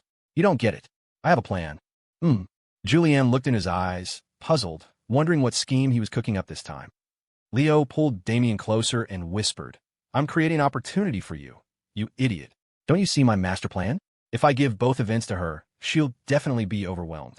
That's when you step in to help. You two will have more chances to spend time together, and your relationship will level up in no time. If you follow my plan, you two could be married before graduation. Hey, hearing this, a light bulb went off in Damien's head. A spark ignited in his eyes. He said, full of remorse, Miller, you're really going to great lengths for my happiness. And here I was, judging you with my petty mind. My bad. I apologize. Leo waved a hand with magnanimous grace. No need to apologize. Just make sure I get my own table at your wedding. Damien gave Leo a covert thumbs up. Deal. Thanks, Miller. With just a few words, Leo had our boy Damien completely turn around. He now admired Leo more than ever. He's a true bro, Damien thought, always looking out for me. Julianne leaned in, her eyes narrowed with suspicion. What are you two whispering about? Are you plotting something shady? Damien quickly waved his hands. Nope, nothing at all. Your boyfriend is a great guy. He wouldn't plot anything bad, Leo said with a grin, then turned to Saraphina. So, it's settled then, Saraphina. Let me know if you have any problems. Okay, sure, Seraphina nodded. Damien immediately jumped in. Don't worry, Seraphina. I'll help you share the workload. Hearing Damien's words, Julianne's clever eyes darted back and forth, and she instantly figured out what Leo was up to. She shot a glance at him. He happened to catch her sly look at the exact same moment. They both broke into knowing smiles. If someone had taken a picture of them then, their matching mischievous grins would have made for a perfect set of couples' profile pictures. Of the four of them, only Seraphina was still in the dark, completely oblivious to what had just happened, and was already thinking about how to plan the events properly. After all, she'd been the vice president for a while now and had been mostly idle, which made her feel a little guilty. The reason she was so idle, of course, was because Advisor Chase usually did the work of both the president and vice president himself. So, my friend, when you feel like your life is easy, it's because someone else is carrying the weight. And conversely, when you're the one carrying the weight, someone else is probably taking it easy. Can we say that out loud? Time flew by, and soon it was Wednesday afternoon. Advisor Chase assisted President Miller with the afternoon's class meeting. Standing next to Leo, Chase looked more like the freshman. It was obvious at a glance who had the more commanding presence. After the meeting, the floor was handed over to Seraphina to conduct the first round of sign-ups for the sports meet. Leo, setting an example as class president, signed up for the 3,000-meter race. Julianne whispered to him, I thought you weren't interested in school activities. Why sign up for a long-distance run? Leo smiled. Just for fun. It's about participation, right? It's a campus sports meet, not the Olympics. No need to go all out. He might sign up, but there was no way he was going to run himself into the ground. Without consistent training, it was nearly impossible to improve your speed in a short amount of time for a middle-distance race. Even though this was a book world, it wasn't that kind of novel. The meet was just over a month away. Did they really expect him to train for a month and suddenly run a sub-10-minute 3K, blowing everyone away? P.S. The national standard for a male athlete's 3,000 m is 9 minutes 10 seconds. As the saying goes, you only get paid a few $100 a month. Why would you risk your life for it? The same logic applied here. Oh, I see. Julianne, just running her mouth, said, if only it were a co-ed race, I'd totally run the 3K with you. A dark, mischievous smile spread across Leo's face. Well, while it might not be co-ed, you can always sign up for the women's 3,000 meter. What are you trying to do? Julianne saw his wicked grin and immediately panicked. The next second, Leo stood up and called out to Seraphina, who was writing names on the board. Vice President, Julianne Hale would like to sign up for the women's 3,000 meter. Make sure you write her name down. Julianne had no idea that her casual trash talk would lead to Leo actually signing her up. This just goes to show what happens when a trash talker meets a guy who calls their bluff. She was toast. Seraphina looked from Leo to Julianne, asking for confirmation. Really? No. Before Julianne could get the word out, Leo clapped a hand over her mouth. Yes, she told me herself. Standing next to Seraphina, Damien muttered to himself. Told him with her mouth? Clearly, his mind had gone to a weird place, as it often did. Seraphina looked at Julianne again, then glanced at their advisor, who was still standing nearby, and nodded. Okay. She wrote Julianne's name down in the women's 3,000-meter slot. When the class meeting ended, so did the sign-ups. Out of 41 students, fewer than 10 had signed up for anything. Besides Leo, Julianne, and Damien, only a few other guys had volunteered for events, and 2 girls had signed up for the 100-meter freestyle swim. After the meeting, Julianne immediately found Seraphina. Seraphina, don't listen to Leo. I'm not running. With my weak constitution, I get winded after 2 steps. I'm not going to go out there and embarrass myself. Seraphina leaned in and whispered, Don't worry, I'll secretly cross your name off later. Julianne grabbed her wrist and smiled. I knew you were the best, Seraphina. Wasn't I supposed to be the best? Leo suddenly appeared behind them. Not anymore. Julianne shot him a look, pouting. How could you bully me like that? Leo crossed his arms and smiled. You were the one running your mouth. Why are you blaming me? I was just kidding. Julianne knew she was in the wrong. Her voice became much smaller. Leo tilted his chin, his tone mockingly firm. I don't care. You said you'd run, so you can't back out now. Oh dear, look at this predicament. Julianne covered her mouth and coughed dramatically, adopting a frail, sickly posture. If you simply must force me to run, then I suppose I shall. But I've had a bitter lot in life since childhood, and my constitution has always been weak. If I were to suffer some humiliation on the field of competition, I simply couldn't go on living. You'd regret it then. Seraphina stared, dumbfounded, at Julianne's full-on drama queen performance. That's not Jules, she thought. I don't know who you are, but get out her body right now. Haha. Julianne's quirky, playful act made Leo laugh. As a hopeless straight guy, he was a total sucker for this kind of thing. He immediately turned to Saraphina. Never mind, just take her name off the list. I don't want her to embarrass herself on the track and then blame me for it. Oh. Saraphina pursed her lips, picked up the list, and crossed out Julianne's name. Standing behind her, Damien watched Leo get completely played by girl and thought, Miller is so whipped, he's like a puppy. As he was thinking this, he saw Saraphina putting the list in her tote bag and immediately rushed to her side. Saraphina, let me carry your bag for you.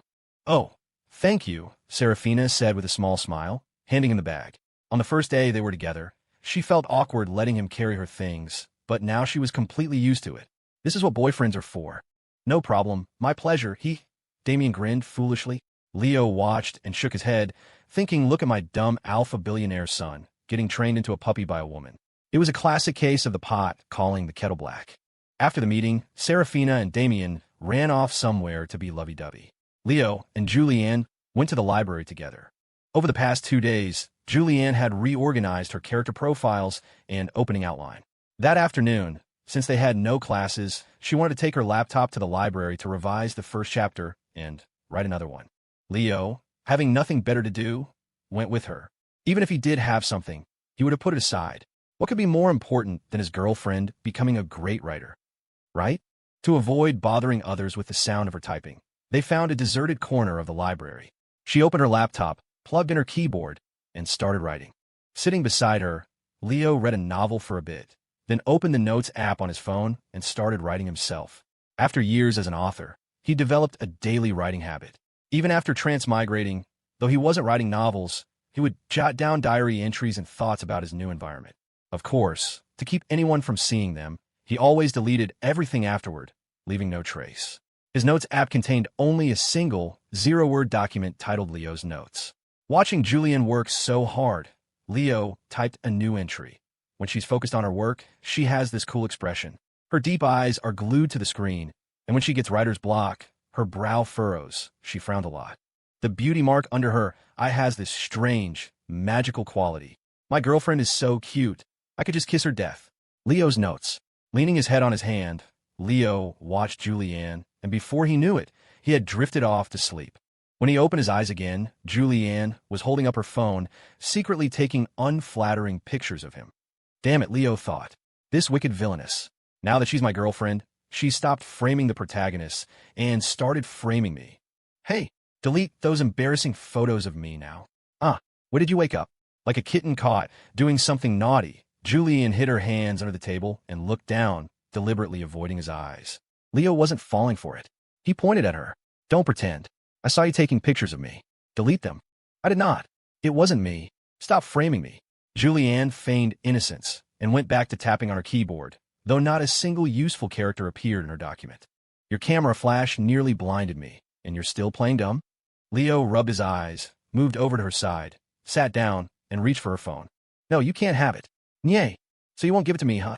Leo's fingers found the ticklish spot on her waist and started wiggling.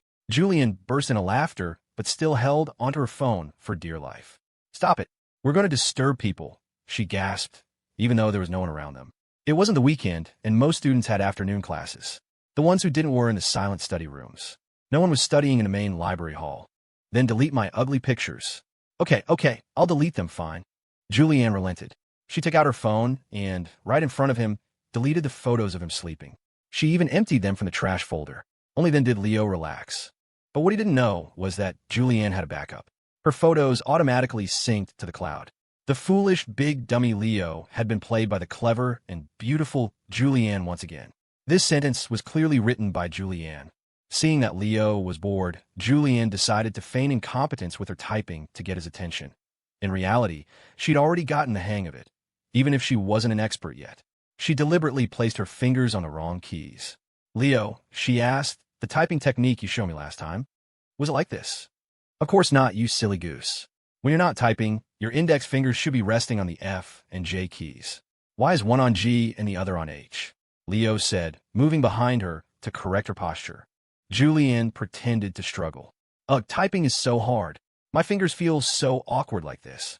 It's okay, you'll get used to it with practice, he said, letting go of her hands. Here, try again.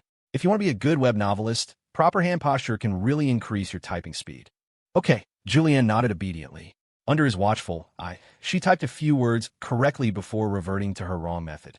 She guessed that by now, Leo must be frowning, ready to correct her again. But the next second, she felt a warm presence behind her.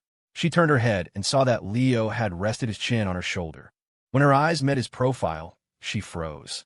The lines of his jaw were sharp and well-defined, handsome in a unique way. She subconsciously held her breath, her heart rate speeding up. Just like last time, Leo placed his large hands over hers, completely covering them. Those hands also seemed to be gently cupping her own restless heart. He patiently showed her where to place her fingers, his voice like magic, magnetic and full of emotion, like a charming young host on a late-night radio show. With every word, his Adam's apple would move slightly, a subtle, captivating motion. Julianne had an impulse. She wanted to plant a firm kiss on his neck, leaving her lipstick mark behind, like a hunter branding her prey. Suddenly, Leo turned his head. Their eyes met instantly. Julianne froze, her mind going completely blank. This close, it was far too intimate. Leo noticed her strange expression. Did you get it? He asked. I think. I think so, she answered nonsensically. What do you mean you think you got it? Leo frowned. He was teaching her so seriously, and this silly girl was daydreaming. You're not listening. What are you thinking about? And nothing. Julianne waved her hands frantically. She couldn't very well blurt out the truth. I'm thinking about leaving my mark on your Adam's apple. That sounded like something a shameless hussy would say. Let me try it myself. Fine, you try again. Leo released her hands. The moment he did, Julianne felt a pang of emptiness in her chest.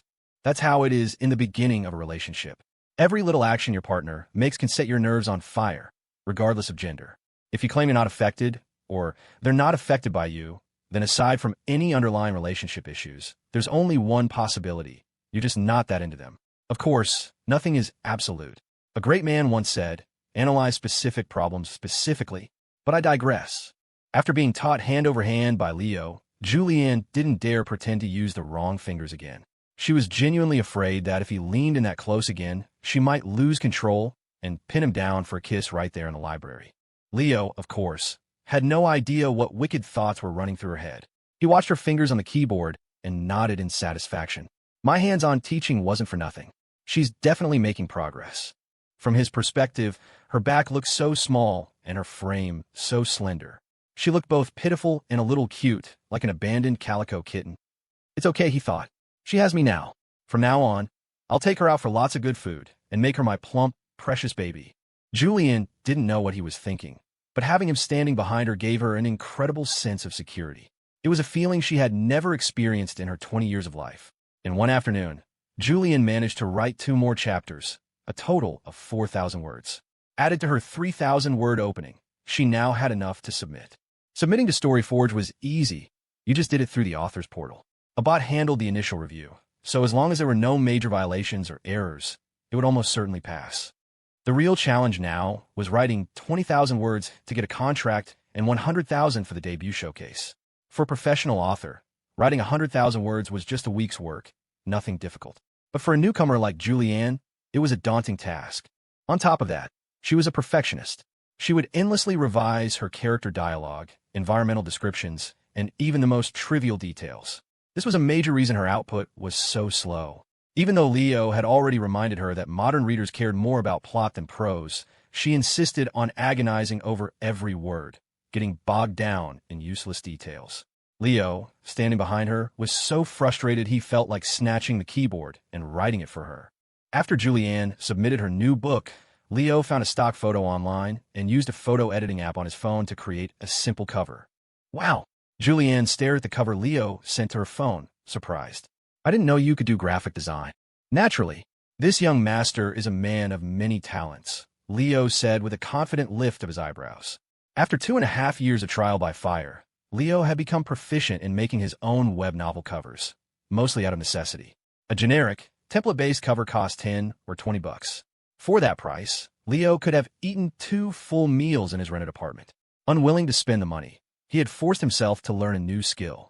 The upside was that his book covers looked different from most others on the platform. The titles were always very prominent. Julianne looked at him suspiciously. So, how many other secrets are you hiding from me? I really don't have any more secrets. Leo covered his face, feigning exasperation. Is knowing a little graphic design really a secret? Yes.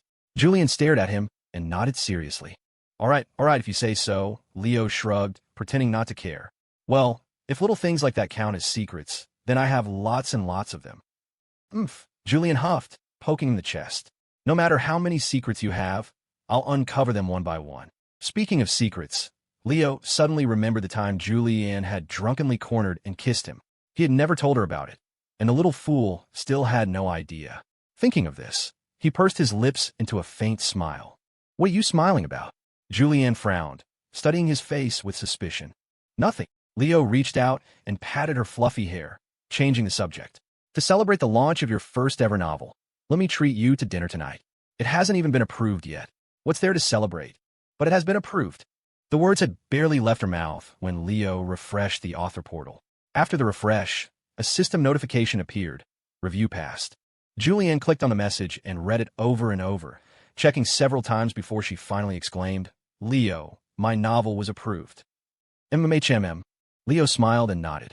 Having gone through the contract process many times, he wasn't surprised. Julianne closed her laptop. Let's go. I'll treat you to dinner. No, I'm treating you, Leo said, taking her hand. Wait until you get paid. You were going to say, wait until you get your royalties, then you can treat me, weren't you? Julianne punched him lightly on the back. How long are you going to use that excuse? How is that an excuse? Leo wrapped an arm around her shoulder, tilting his head to look at her. We're a couple now. It's perfectly normal for a boyfriend to spend money on his girlfriend. This was the first time Leo had put his arm around her. The drunken incident didn't count, so he was a bit clumsy, nearly pulling her off balance. As she leaned into him, Leo caught the faint, pleasant scent coming from her. Girls really were soft and fragrant. No, wait, but Julianne wanted to say something, but with his arm around her, her body felt like it was under a spell. She couldn't move. Gazing at his face, her mind went completely blank. But what? Leo didn't give her a chance to recover. Taking advantage of her dazed state, he continued his spiel. Am I your boyfriend or not? Yes. Then what's mine is yours, right? MMM. Julianne felt like something was off, but she nodded anyway. So, since that's the case, isn't it perfectly reasonable for me to treat you to a meal and buy you a little gift? But Julianne was completely spun around by his logic, at a loss for a comeback. Hey, it's fine. Don't worry about it. I've already booked a restaurant. I'm treating you tonight. As he spoke, Leo helped her pack her laptop and keyboard into her bag. Once everything was packed, Leo took her hand and led her out of the library. They got into a sports car and drove away from the school in style.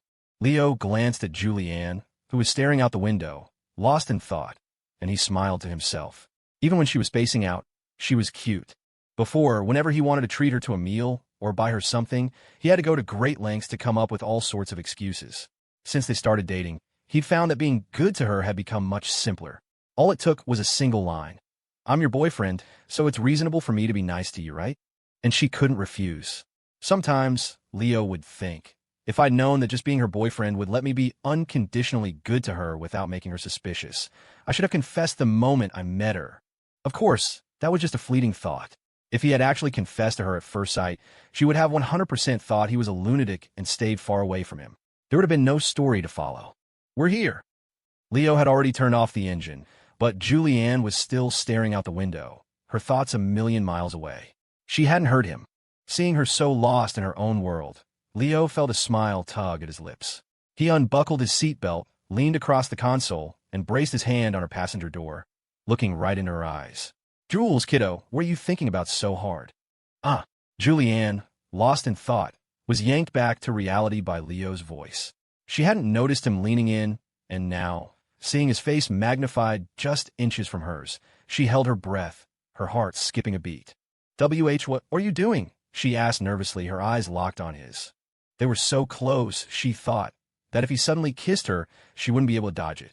If they kissed in the car, what would the people walking by think? Especially since he was driving a luxury car. Would they think she was some gold digger seducing a rich heir? But that wasn't the main point. The main point was, why was she even thinking about whether he would suddenly kiss her? Startled by her own strange thoughts, her face began to flush. I was telling you to get out. We're here, Leo said, casually unbuckling her seatbelt for her. Some little dummy was spacing out in the car. I called your name a few times, but you didn't answer. I was not, Julianne retorted, her face beet red. Leo stared into her eyes. Then why are you blushing? It's because you're too close, Julianne said, placing a hand on his chest and giving him a gentle push. She couldn't very well say, it's because I was fantasizing about you kissing me. That's why I'm blushing. If she said that, he'd definitely think she was a shameless hussy. Okay. Leo, after the light push, turned and got out of the car. He walked around to the passenger side, opened her door, and asked, "You're my girlfriend now? Why are you still acting so distant?" Julianne stepped out of the car. "We just got together. You have to give me some time to adjust." "You weren't like this when you were teasing me," Leo said, taking her hand and leading her toward the restaurant, tossing the keys to the valet. Julianne muttered, "You're always deliberately teasing me, too? When have I ever? Don't slander me." Leo shot back immediately. "I'm always the one getting bullied, okay? Who's bullying you? You're the one who bullies me." Standing opposite them, the hostess pretended not to hear a thing, her face a mask of professional cheer. "Do you two have a reservation?" "Leo Miller." "Oh, Mr. Miller." At the name, the hostess's attitude became even more accommodating. "Please, right this way. We have your private room ready, and we can start serving whenever you're ready." "Great, you can start bringing the food." "Right away." After the hostess left the room, Leo looked at Julianne's flushed face. "What were you thinking about in the car earlier?" Julianne rubbed her hot cheeks, trying to calm herself. "I was just thinking, since we got together, I feel like I've spent a lot of your money." "What's there to think about?" Leo smiled. "A boyfriend spending money on his girlfriend. Isn't that perfectly reasonable?" "Reasonable, my foot." Julianne rolled her eyes. "I like you, not your money. You're always what? You're always unconditionally good to me, spending so much money on me. It gives me this weird feeling." Leo pressed on. "What kind of weird feeling?" Julianne pursed her lips. "I'm not with you because of your money. But since we got together, you've spent so much and it's a burden. I know that money is probably nothing to you, just pocket change, but it's not to me." Leo propped his chin on his hand and looked into her eyes, a smile playing on his lips. "So, because I spend too much money on you, you gonna break up with me?" "Of course not. How could I?" Julianne shook her head frantically. "That's not what I mean. I know what you mean." Leo cut her off, his gaze full of affection. "You mean that in a relationship, emotional and material investment should be equal. My one-sided contributions are putting pressure on you. Is that it, Jules, kiddo?" After all, Leo was a romance novelist. He had a unique talent for understanding a character's psychology. What's more, the girl in front of him, Julianne, had a personality and background so similar to his own. From just a few short sentences, he had keenly grasped the emotions flickering in her eyes and guessed what was in her heart.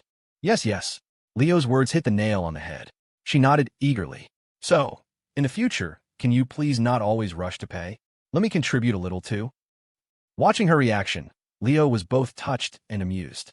A girl who felt burdened because she was receiving too much in a relationship, and this girl was his girlfriend? Seeing him silent, Julianne lowered her head and continued, "I know our situations are different. My family is poor. I can't repay you for everything you're giving me now. So the nicer you are to me, the more pressure I feel. I feel like I don't deserve you. I worry that one day your love will fade, that you'll get tired of me for being uncultured, for being inexperienced, for just let me like you. As long as I can keep liking you, that's enough. Nothing else matters." Before he fell in love with Julianne, Leo thought money was the key to happiness, that with money, he could have the whole world. After falling for her, he realized that having a girl who asked for nothing but the chance to keep liking him was better than having the whole world. "Do you love me?" Leo interrupted her, asking directly. "Huh?" Julianne was completely thrown by the out-of-the-blue question. Leo asked again, "Do you love me?" Julianne nodded. "I do. Of course I do." "Then don't think about any of this." Leo took her hands in his. "Love has never been about being equal. It's not a business deal, so why are we calculating gains and losses? As long as you like me for one more day, I'm willing to give you everything unconditionally, including my life. You." Hearing his words, Julianne's eyes instantly turned red. Before meeting Leo, she never imagined that one day, a boy would be so good to her without reason, without asking for anything in return. After meeting him, she finally knew that there really could be a boy in this world who would love her completely for who she was. Hot tears traced a path down her cheeks. "Jules, kiddo, why are you crying?" Leo smiled, wiping the tears from her face. "Who told you to call me Jules, kiddo? It's so childish. You made me cry." I'm so mad at you. I'll keep calling you that. Julianne. After dinner, they headed back to campus early. Julianne was eager to get back to her dorm and write. A few minutes later, the car pulled up in front of the women's residence hall. Leo got out and opened the door for her. Okay, I'm heading up, she said. Leo nodded. All right, go on. You get back to your dorm soon, too, Julianne said, turning to leave. But just as she did, Leo grabbed her wrist. You're really just leaving? He pulled her back toward him. What about today's hug? All right, a hug. Seeing the slightly wounded look on his face, Julianne laughed and opened her arms, wrapping them around his waist and holding him tight. They'd only been together for a few days, and this kind of embrace right at the entrance to her dorm, with the potential for an audience, still made her a little shy. Julianne herself didn't know where she had found the courage to rush into his arms so boldly on their first night together. Maybe it was because it had been late, with hardly anyone around. But it was still early now, and students were streaming back from the dining halls after dinner. Julianne didn't dare look around, so she buried her face in Leo's chest instead. She loved the steady, woody scent that clung to him, and his chest was solid and reassuring. Leaning against him like this settled her heart. Watching Julianne rub her face against his chest, Leo thought she looked like a little cat asking for affection. It was too cute. Back when he was single, Leo had despised those couples who were all over each other in public. If you're in a relationship, does the whole world need to know? Go home if you want a hug. Don't do it in the middle of the street where you could get hit by a car. Now that it was his turn, he finally understood how damn good it felt. What was the point of having a girlfriend if you couldn't show her off? He wanted the entire world to know he had an incredible girlfriend. He wanted passersby to stare with envy, and he wanted to give them a subtle, triumphant smirk in return. It was the ultimate power move. Is that good? Julianne asked, looking up at him. Was that enough of a hug? Leo thought for a moment. Also need a kiss. No way. Julianne's face flushed as she pulled away from his embrace. Everyone's watching. I'm too embarrassed. They were still a new couple, after all. Give it some time, and they'd be calling each other babe on the street without a second thought, let alone shying away from a kiss. Leo was actually a little embarrassed himself, so he didn't push it. All right then, you owe me a kiss. You can pay me back next time we're alone. In your dreams. Julianne laughed, poking him gently on the forehead with her finger. Her nails were trimmed and clean, leaving no mark on his skin. She never wore polish, probably because she was always busy with chores, or maybe she couldn't afford it. Whatever the reason, her clean, simple nails were beautiful in their own way. Leo had the sudden urge to take her hand and kiss it, but he stopped himself, worried she'd think he was a creep. Go on, get back to your dorm, he said with a smile. Okay, you two. With that, Julianne walked toward the entrance, glancing back every few steps. After she passed through the security gate, she gave him a little jump and a wave. Leo smiled and waved back. Once she was upstairs, he got back in his car and drove to the parking lot beneath his own dorm. The spot directly facing the dorm side entrance had effectively become his private space. After he'd parked there a few times, no one else on campus dared to take it. Damien's sports car was parked right behind his. The two luxury cars, parked side by side, were an eye-catching display. When Leo walked into the suite, he found Damien sitting in the living room, fiddling with a small, exquisite box. Leo sauntered over. Well, what's Sterling doing back so early tonight? No dinner with the girlfriend? Damien didn't look up, continuing to arrange the contents of the box. She's busy picking out a song for the choir competition. She just grabbed takeout from the cafeteria and went back to her dorm. And you? I didn't get dinner. Figured I'd just have some instant ramen when I got back. Hearing this, Leo was speechless. Damien Sterling, heir to a multi-billion-dollar fortune, had a special fondness for instant ramen in a cup and considered it a proper meal. That was more unbelievable than anything Leo had ever written. What's with that look? Damien finally looked up at Leo's dumbfounded expression and pulled a roller grill hot dog and a hard-boiled egg from a plastic bag. You think I just eat plain ramen? See? I added a sausage and an egg. This is the deluxe edition. TSK. Leo watched as Damien proudly presented his cheap snacks, then asked casually, You got a Coke to go with it? Ramen, a hot dog, and an egg, washed down with a Coke. Leo mentally dubbed it the ultimate broke college student special. He'd eaten that meal more times than he could count in his old apartment, but he'd never taught Damien this particular recipe. He had no idea where the guy had picked it up. No Coke. Damien pulled a bottle of Zen Garden Brews from the shopping bag. Coke makes me bloated. You know I have stomach problems. Can't drink that stuff. You switch to tea? Zen Garden Brews. Leo covered his face, not knowing whether to laugh or cry. Where in the world did you learn this eating style? I'm self-taught, Damien said, beaming with pride. I've discovered that instant ramen is the greatest food on earth. It's delicious, and you can add all sorts of ingredients. Which is why I recently had a brilliant business idea. I'm going to open a shop on the concourse that sells nothing but instant ramen. Wait, Leo cut him off. Are you telling me you want to open one of those build-your-own ramen bowl spots? The kind that provides hot water, disposable bowls, and a bunch of vegetables and meatballs you can mix in yourself. Yes, yes. Damien nodded excitedly. This business model is a guaranteed gold mine. You want in? A dark cloud formed over Leo's head. Aren't those kind of shops like a 7- or 8-year-old trend that already died out? Damien pressed on. I know, but we can sell it to rich people. We'll sell one bowl of ramen for $1.88. It'll be a sensation. Are you insane? Leo's face darkened. Not every rich person loves instant ramen like you do, okay? And rich people aren't stupid. Who's going to spend $2,000 on a bowl of instant noodles? You never know until you try. Dude, enough. Leo didn't want to entertain Damien's ridiculous idea any longer. He pointed at the box on the table. What's that? A brooch for Saraphina. I bought a nice box for it, Damien said, handing it to Leo. Inside was a brooch inlaid with 19 natural gemstones, Damien's first gift to Saraphina Rose. It was worth a beachfront condo in Malibu. He had originally planned to give it to her the day after his confession at Crescent Bay. I was thinking of giving it to her on the day of the choir competition, right before she goes on stage, Damien said. What do you think of that idea? It's great, Leo nodded. Staring at the glittering brooch, he started thinking. Their first gift as a couple.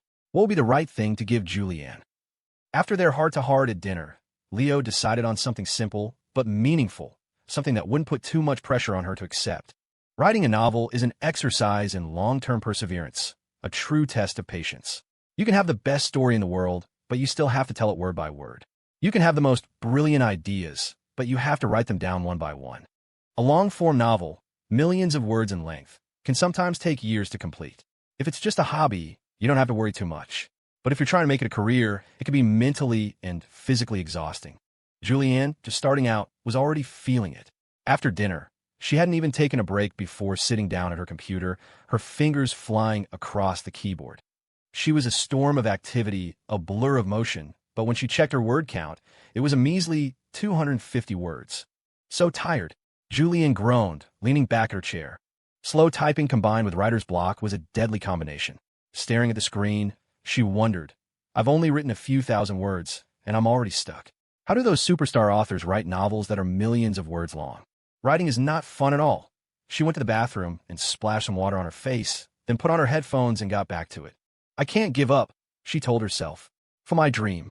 And for what Leo expects of me. Compared to being so poor you couldn't afford to eat, what was a little writer's block? She was Julianne Hale. Was she going to be defeated by such a small obstacle? After her self-administered pep talk, Julianne gritted her teeth and managed to push through another 4,000 characters before finally stopping.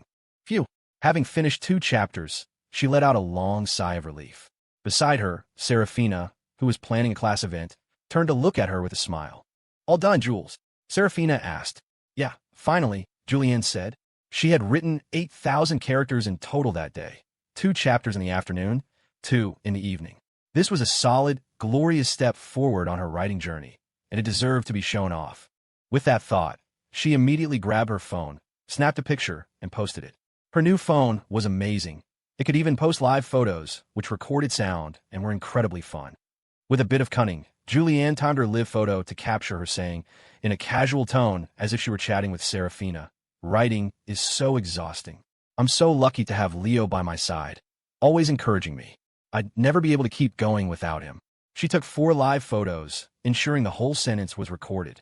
She listened to them several times to make sure they were perfect before posting them to her Instagram story. The moment it was up, Saraphina picked up her phone, liked the post, and listened to the audio. Ha, Saraphina laughed. Is this another one of your little relationship hacks? Of course. Julianne nodded.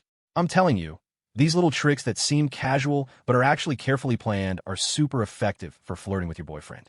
When Leo hears me praising him like this in front of my friends, he'll be so happy he'll be grinning under his covers. Saraphina listened intently, repeating the lesson back to herself. Seemingly unintentional compliments, right? Mitchum. Julianne nodded, continuing her lecture. And Saraphina, I'm telling you, when you're with your boyfriend, you don't have to be so formal all the time. You can create little moments of ambiguity to deepen your connection.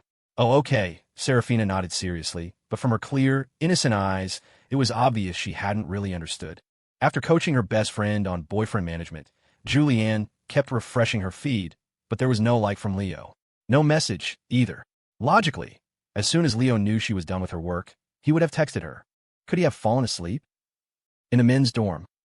Lucky to have Leo by my side, always encouraging me. Leo had stormed into the living room, turned his phone's volume to max, and was now playing the audio from Julianne's Instagram story on a loop, right in front of Damien, who was busy planning his next date with Seraphina. Leo was trying to act nonchalant, but he was secretly bursting with glee. Ugh. Damien looked up at Leo, whose smile was about to break free from his control. All right, we get it. You have a girlfriend who loves you very much. Stop showing off. I have a girlfriend too, you know. I'm immune to this. Oh, Leo hummed lightly, stood up, and headed for the door. Miller, where are you going? My girlfriend worked hard today. I'm going to buy her a boba tea as a reward. With that, Leo practically skipped down the stairs. Damien shook his head, a mix of amusement and exasperation on his face. Miller, oh Miller, who takes a live photo that just so happens to perfectly record those 4 sentences. It's so obviously a setup for you to hear. And you fell for such a simple trick. Man, you're lost cause. Damien thought that Leo, drunk on love, was a complete idiot who had lost all capacity for rational thought. Not that he was any better. Seraphina didn't even have to try to trick him. He was already completely wrapped around her finger. Julianne had been refreshing her phone for so long, she was getting tired. Still no like from Leo, no message. Finally losing her patience, she decided to text him first. Julianne, lazybones, are you asleep? Leo, who was waiting for the boba tea, didn't see her message. With no reply, Julianne sat her chair waiting, and as she waited, her mind started to wander. He's asleep? No, he never goes to bed this early. He's definitely scrolling through short-form videos. And he's definitely watching thirst traps of girls showing off their chests and legs. At that thought, a wave of jealousy washed over her. See, you never know how ridiculous the reason for your girlfriend's anger is. You think she's mad just because you replied slowly. In reality, in the time you didn't reply, she might have already imagined 100 ways you've cheated on her and worked herself into a frenzy. Julianne was just about to imagine them having a fight over video call when Leo finally replied. Leo, nope. Come downstairs. I bought you something, Julianne. Huh? What is it? Leo, you'll see when you get down here. Reading his message, Julianne felt a thrill of excitement. Without even bothering to change her shoes, she rushed downstairs. Tada! Leo held up a small cupcake in his left hand and a boba tea in his right. For all your hard work, Jules, kiddo. The moment she saw the cupcake and tea in his hands, Julianne's heart melted, and she threw herself into his arms. Whoa, easy. Hold on, I'm going to drop the boba and cake, Leo said, an irrepressible smile spreading across his face as he felt the soft warmth of Julianne in his arms. You didn't answer my text because you were out buying this? Yep. I saw your post about being tired from writing, so I thought I'd get you some treats to reward you. You big dummy, Julianne said, her eyes welling up with touched tears as she looked up at him. I only posted that because I wanted you to like my story and chat with me. It's okay. Now you can drink boba, eat cake, and chat with me all at the same time. No, I'll get fat. That's fine. I like them chubby. Get out of here. Instead of heading straight back to her dorm with the cake and boba, Julianne led Leo to a small gazebo near the residence hall. What are you doing, dragging me into this dark little gazebo in the middle of the night? Leo said, pretending to be nervous. You don't have any improper intentions toward an innocent young man like myself, do you? Get lost. Julianne rolled her eyes. Since when are you an innocent young man? As she spoke, she opened the cupcake box. You're not going to take that back to your room to eat? Leo asked. Eating too many sweets at night will make me fat, Julianne said, taking out her phone to snap a pretty picture of the cupcake and boba. Leo raised an eyebrow. So, you're not planning on making me eat half of it, are you? You guessed it, she said, grabbing the small fork and scooping up a big dollop of frosting. You have to eat half with me. If I'm going to get fat, we're getting fat together. Wow, you're so vicious. The words were barely out of his mouth before Julianne shoved the frosting into it. Is it good? She asked. Leo smacked his lips. Pretty good. Then you should have some more, she said, scooping up a piece of the cake. Something fell off. Wait a minute, Leo said. Didn't I buy this for you? Julianne flashed a mischievous grin. I can only rest easy once you've packed on a few pounds.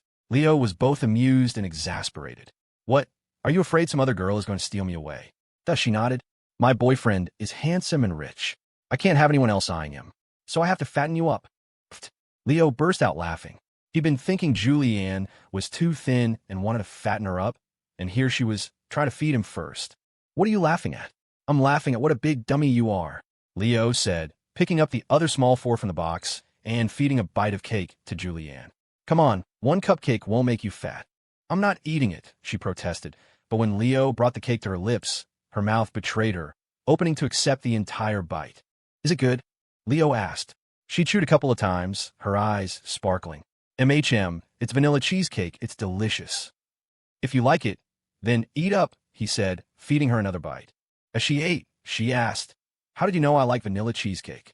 A certain someone wrote about it in her novel, Leo said with a grin, and began to recite from the manuscript she'd written in her notebook. The handsome prince will take the citrus princess to the most luxurious dessert shop in the world and buy her favorite vanilla cheesecake as a reward. Julianne's face turned bright red as she slapped a hand over his mouth. Okay, stop talking. Being forced to listen to your own cringy childhood writing was just as embarrassing as having a friend shout your deeply angsty 10-year-old AIM screen name across a crowded street. Next time you want me to shut up, Leo said playfully, don't use your hand. Please use your mouth to cover mine. In your dreams, she shot back playfully, then stared at him. I feel like you know too many of my secrets. Leo tilted his head. And so, she replied, you can only be with me for the rest of your life. What? Leo teased. Are you afraid that if we break up, I'll spread all your secrets around? That's not even a possibility, Julianne said, raising a small fist and threatening him fiercely. The word breakup isn't in my dictionary. If you dare break up with me, I'll do something crazy, MMPH. Before she could finish her dramatic threat, Leo covered her mouth with his hand. He glared at her, his voice sharp with anger. What kind of unlucky stuff are you talking about? If you say nonsense like that again, I'll rip your mouth off. Humph. Julianne stuck out her tongue. You're yelling at me. I am not. You are. Enough nonsense. Hurry up and eat the cake before it gets cold. Cake is supposed to be MMPH. Before she could finish, Leo stuffed another bite of cake into her mouth, silencing her chatter. After 2 bites of sweet cake, Julianne finally settled down. She rested her head on Leo's shoulder, quietly waiting for him to feed her. She quite liked being fed by him like this.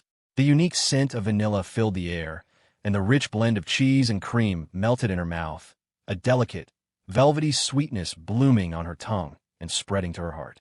Eating sweets really could improve one's mood. Before she knew it, Julianne had eaten most of the cake.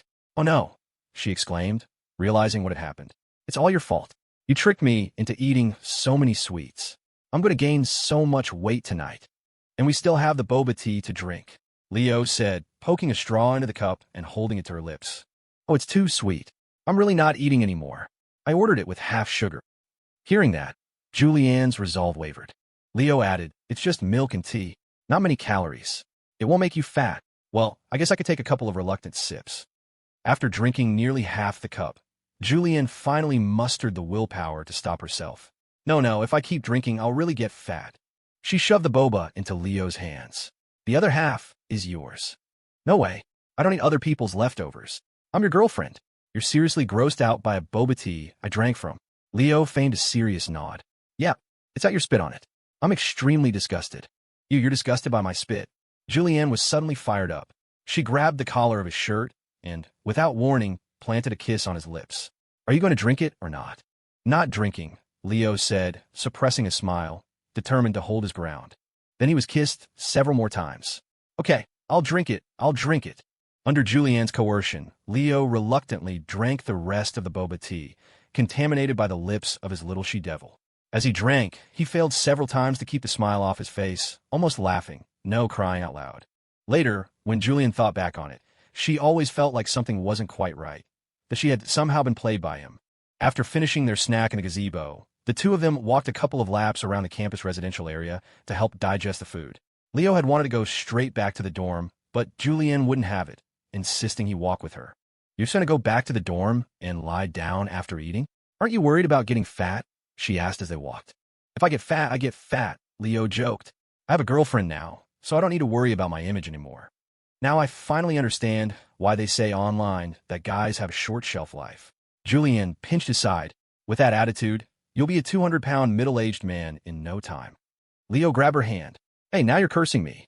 I'm just telling it like it is, Julianne said with a mischievous grin. Don't forget, you signed up for the 3K race at the school's winter sports meet. If you don't start training this month, you're going to be totally embarrassed when the day comes. Her reminder sent a jolt through Leo. She was right. While he had no intention of winning first place, he couldn't let himself get lapped once or twice and finish dead last, could he? At that thought, Leo suddenly made a solemn declaration. I've decided, starting tomorrow morning, I'm beginning a 1-month morning run special training program. You? Julianne squinted at him, a half smile on her face. A morning run? Yeah, what's with that look? Leo put his hands on his hips. You don't believe me? Julianne nodded, showing no mercy. Nope. Leo got a little flustered. If you don't believe me, you can come to the track tomorrow morning and supervise me. Who won't do that? Wake up super early to watch you run instead of sleeping. Julianne said, stopping at the entrance to her dorm. You think I have nothing better to do? Well, then you can sleep, Leo said, scratching his head. Anyway, I'll stick to my morning runs every day, with or without your supervision. Just try to make it to your classes on time tomorrow morning first. Julianne waved at him. I'm going back to my dorm. Bye.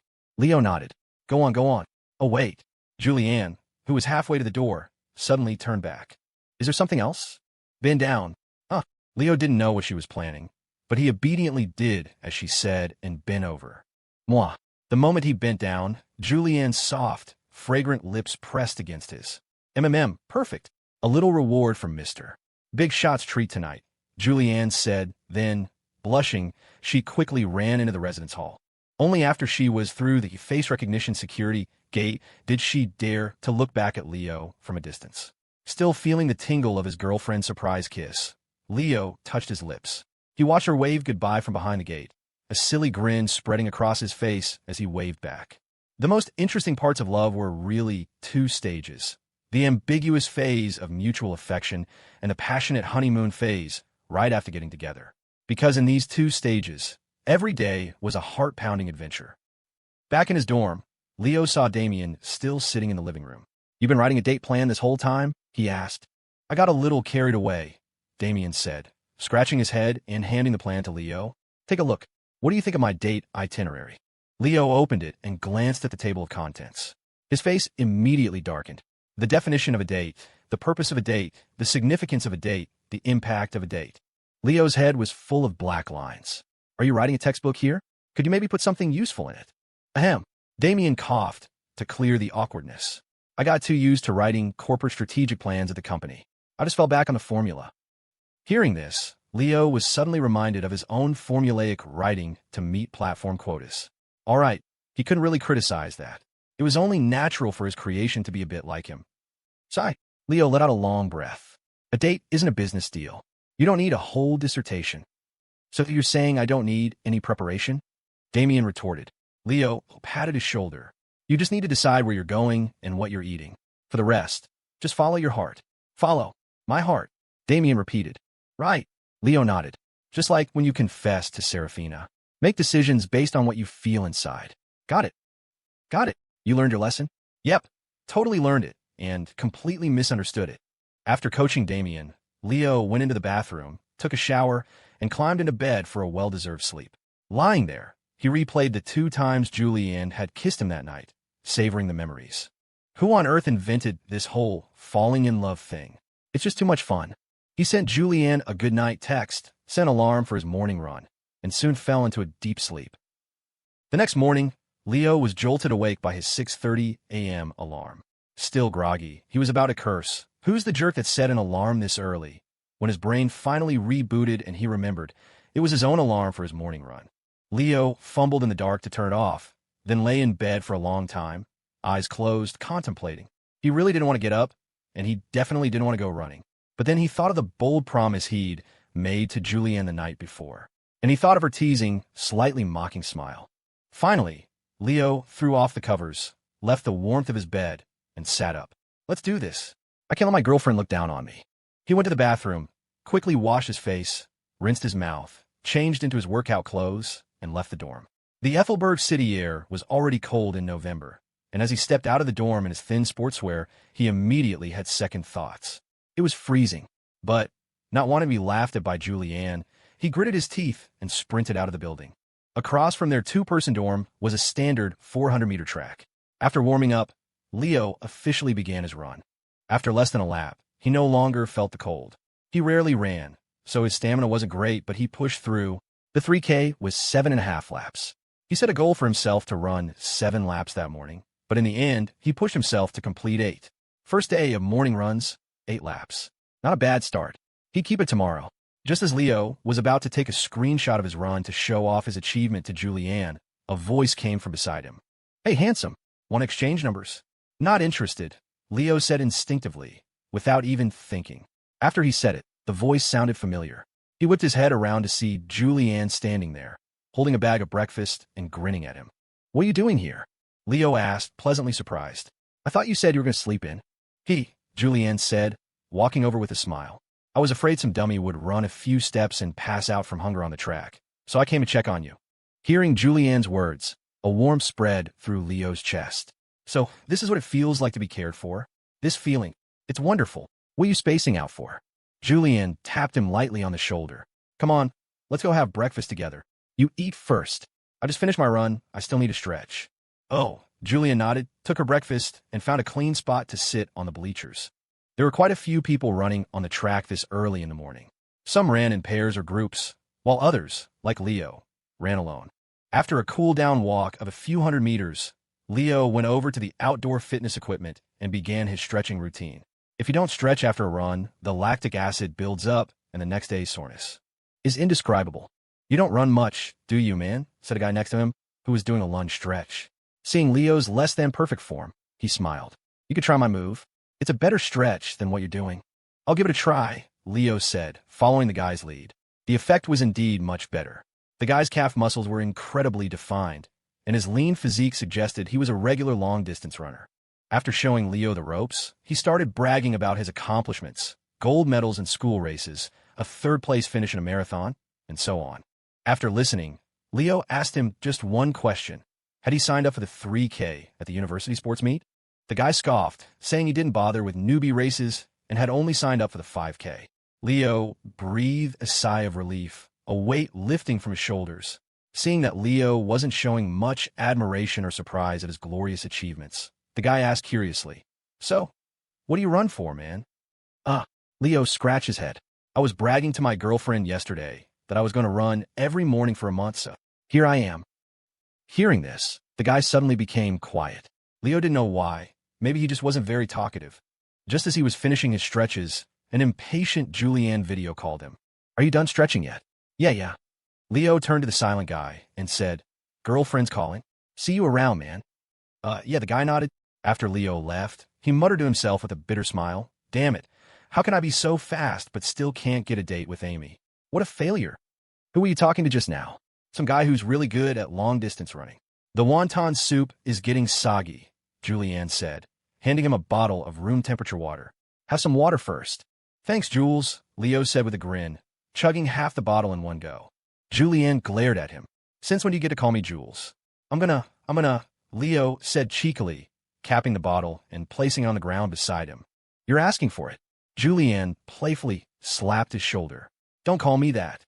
Leo let her hand pat his shoulder harmlessly. "If I can call you Jules, you can call me Lily," he said with a smile. "Lily?" Julianne thought for a moment. "That sounds like a dog's name."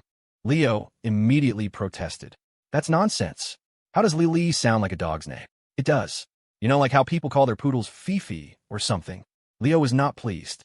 Lily and Fifi are two completely different sounds. "Okay. Well, Lily could still be a dog's name," Julianne said, reaching out to pat his head. "Right, Lily?"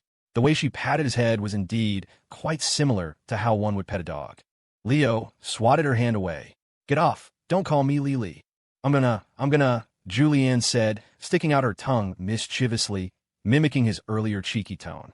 "You call me Jules, so why can't I call you Lily?" Leo was speechless. It was his own line, thrown right back at him. What goes around comes around. This was it. Haha. Seeing Leo flustered so early in the morning put Julianne in an exceptionally good mood. She smiled and patted his head a couple more times. "Good boy, Lily. Let big sister feed you breakfast." "Get lost," Leo said, batting her hand away and opening the container of wonton soup. As Julianne had said, the wontons were indeed a bit soggy. He glanced at her. You're having bagels again this morning? Julianne shook her head. I'm having a breakfast taco and milk today. Milk is good. You should drink milk, Leo said with a knowing smirk. Drink lots of milk, it's good for the body. Huh. Hearing this, Julianne subconsciously glanced down at her chest. Are you trying to imply something? She put down her breakfast and wound up for a punch. And Leo paid the price. Stop, stop. The soup is going to spill. Seeing that he was holding food, Julianne gave him 2 light punches and let it go. Leo scooped up a wonton, blew on it, and popped it into his mouth. After exercising, having something warm to eat was incredibly satisfying. Are you going to be full with just wonton soup? Julianne asked. Want some of my taco? Only if you feed me, Leo said, not holding back as he opened his mouth, waiting to be fed. In your dreams. Julianne flicked his forehead. If you want some, get it yourself. Then I don't want any, Leo sighed. The love just isn't there anymore. You won't even feed me a bite of food. Julianne laughed at his words. You're so dramatic. Fine, fine, I'll feed you. Leo turned his head away. I don't want it now. Affection that comes too late is worthless than grass. You eat it yourself. Eat it. You have to eat it. You dare refuse what I feed you. Julianne said, taking a large piece of the breakfast taco and trying to stuff it into his mouth. Leo put up a fight to the death, but he was no match for Julianne's forceful tactics and had to smile. No, tearfully accept 2 large bites of the taco. Chewing on the taco, Leo asked, do you want some wontons? Julianne waved her hand. There's not much there. It's not even enough for you. I won't take any. No way. You shared your breakfast with me, Leo said, scooping up a wonton and holding it to her lips. Come on, eat. Oh, you're so annoying. Don't talk, just eat. A passerby jogging on the track. They're not only showing off their relationship on the track this early in the morning, but they're also using lines that could easily be misunderstood by children. This is outrageous. They should be shot, definitely shot. Leo and Julianne finished their breakfast on the bleachers. It was still early, just past 7. He walked her back to her dorm, then returned to his own. He was soaked in sweat and definitely needed a shower before class. Damien, who was up early drinking tea, saw Leo emerge from the bathroom and asked, confused, Miller, why are you showering so early in the morning? I went for a run, Leo replied, drying his hair with a towel. Damien looked surprised. You've actually started working out. And a morning run, no less. Why are you so shocked? Leo said, half amused, half exasperated. Is there something wrong with me going for a morning run? You're the guy who usually rolls into his 8 a.m. classes right on the dot. And now you're getting up early to run? Damien stared at him. Did something happen to you? You're the one something happened to. If it's not that, then let me guess. It must be because of Julianne, right? What did you two agree on? Leo's face flushed as he retorted. We didn't agree on anything. Can't I just suddenly feel like running? I don't believe it. Damien shook his head. Then he muttered to himself, you definitely wouldn't start training just for that 3K at the sports meet. That's not your style. So there's only one truth. Damien narrowed his eyes, a look of someone who had seen through everything. Miller, you can't fool me. Admit it. You definitely started working out because of Julianne. Only one truth. Who do you think you are, Sherlock Holmes? Leo was discovering that Damien's brain was truly a hit-or-miss affair. I can't be bothered with your nonsense. I'm getting changed. Feeling exposed, Leo decided to retreat to his room. Damien smirked, flashing his signature billionaire CEO smile. You're flustered. I knew I was right. Get lost. Leo shot back, closing his bedroom door behind him. The day's classes passed quickly. That evening, Leo, in his capacity as class president, gathered all his classmates in a music room at the Ethelbert Royal Academy's Student Activity Center for their first choir practice. After a full day of classes, they finally had some personal time, only to be dragged into choir practice. The students were grumbling. To be honest, Leo also felt that forcing the entire class to participate in such a group activity was unnecessary. It should have been voluntary. But having been through college for real, he knew that if it were voluntary, the class of 40 would be lucky to get 10 people to sign up. The sports meet was a prime example. Grumble as they might, they still had to come. Leo held a lot of sway in the class. Besides, anyone with eyes could see that even their academic advisor was afraid of him, so they certainly wouldn't dare to cross him. Thanks, everyone, for taking the time to come to our class choir practice, Leo said after taking attendance. He pulled a stack of small cards from Julianne's bag. These are meal vouchers I bought from the campus dining hall, each worth $20. After practice tonight, everyone gets one for a late-night snack. Those who perform well tonight can also get a $50 gift card for Boba tea, limited to 5 people. From the crowd, Julianne and Damien immediately started hyping him up. The class president is treating us to a late-night snack out of his own pocket. Come on, thank the president. The others followed suit. Thank you, president. The grumbling from before died down. While some of them didn't care about the money, the majority of the class was now backing Leo. If they dared to complain now, they'd just be asking for trouble. Leo knew you couldn't force an unwilling horse to drink. To get them to focus on learning the song, he had to offer some incentive. As it turned out, his method was very effective. During the practice session that followed, everyone was incredibly cooperative, seriously learning the song under the guidance of Vice President Saraphina Rose.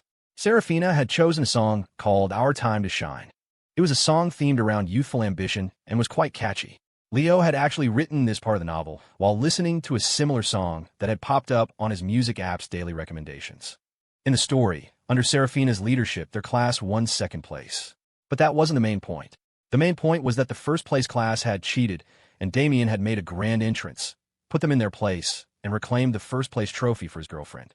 The plot was a bit cliché, but writing that billionaire CEO face-slapping scene had been incredibly satisfying for Leo, a bit of self-indulgence. Saraphina sang a line from the stage, and the students below repeated it. The field is full of faces young and bold. No heavy burdens, stories yet untold, a world of futures waiting to unfold. As Leo sang along, he recalled his own college choir competition. His class had sung beautifully, but had only gotten third place. The judge's reason was that their stage presence was lacking, that they hadn't added any interesting stage interactions, and that their performance was too monotonous. But a choir competition was about singing, wasn't it? As long as you sang well, that should be enough. It wasn't a New Year's gala. Weren't they putting the cart before the horse by focusing on flashy gimmicks instead of practicing the song? Another thing worth mentioning, the first and second place classes were taught by the very same judges who had given Leo's class low scores. He had held on to that frustrating memory and later wrote it into his novel when he was stuck for a plot point. In the end, Damien's class winning first place was a way to make up for his own class's small regret. Lee, what are you thinking about?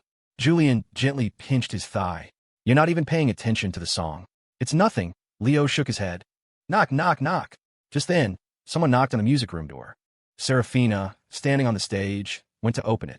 A hostile voice came from outside. Which department are you from? State your class name. Do you know what this place is? Do you think you can just use the Student Activity Center's music rooms whenever you want? Dies. Standing at the door, Saraphina was rendered speechless by the barrage of questions. Seeing his girlfriend being bullied, Damien couldn't stand it. He shot up from his seat and strode to the door. Who do you think you are? Pointing fingers at my woman. Believe me, I can crush you in minutes. Listening to Damien's cringeworthy lines, Leo, the culprit behind them, wiped a bead of sweat from his forehead. He also stood up and walked toward the door, with Julianne following close behind. Leo had assumed it was a teacher at the door, but when he got there, he saw it was just a few students. The boy in the lead wasn't threatened by Damien's outburst. Instead, he let out a disdainful sneer. Crush us in minutes? Who do you think you are? The guys behind him chimed in. Read too many novels? You really think you're some kind of billionaire CEO? BM. Without another word, Damien threw a punch, hitting the leader square in the face. Fuck, you actually hit me? You're damn right I hit you, you piece of trash. Damien growled, ready to lunge again, but Saraphina grabbed his arm. Don't, she said softly. It's not worth getting into a fight over people like this. Oof. Held back by Saraphina, Damien shot a cold glare at the group. Leo came over and said to Saraphina, why don't you take him and stand back for a bit? I'm not going anywhere. I'm going to destroy these ants today, Damien declared, his words dripping with melodrama as he reached for his phone. Dude, chill out. Leo pushed his hand down and shoved him towards Saraphina, who pulled it behind her and Julianne. By now, the other students in the classroom had crowded around the doorway. Seeing the 40-odd people inside, the group outside didn't seem particularly intimidated.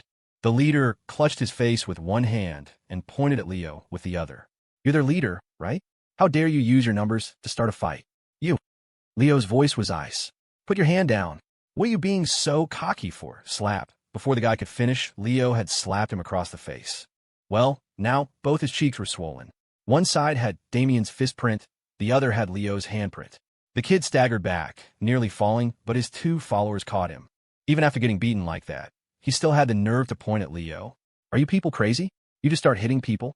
This is a school. This kind of behavior. Ow, ow, let go. Leo didn't waste any more words. He grabbed the guy's pointing finger and bent it backward. Crack. The sharp crack from his index finger sent a shock of pain through him, and he dropped to his knees. Leo's face was a cold mask. Can you talk properly now? The guy nodded frantically. Yes. I was wrong, man. Please let go.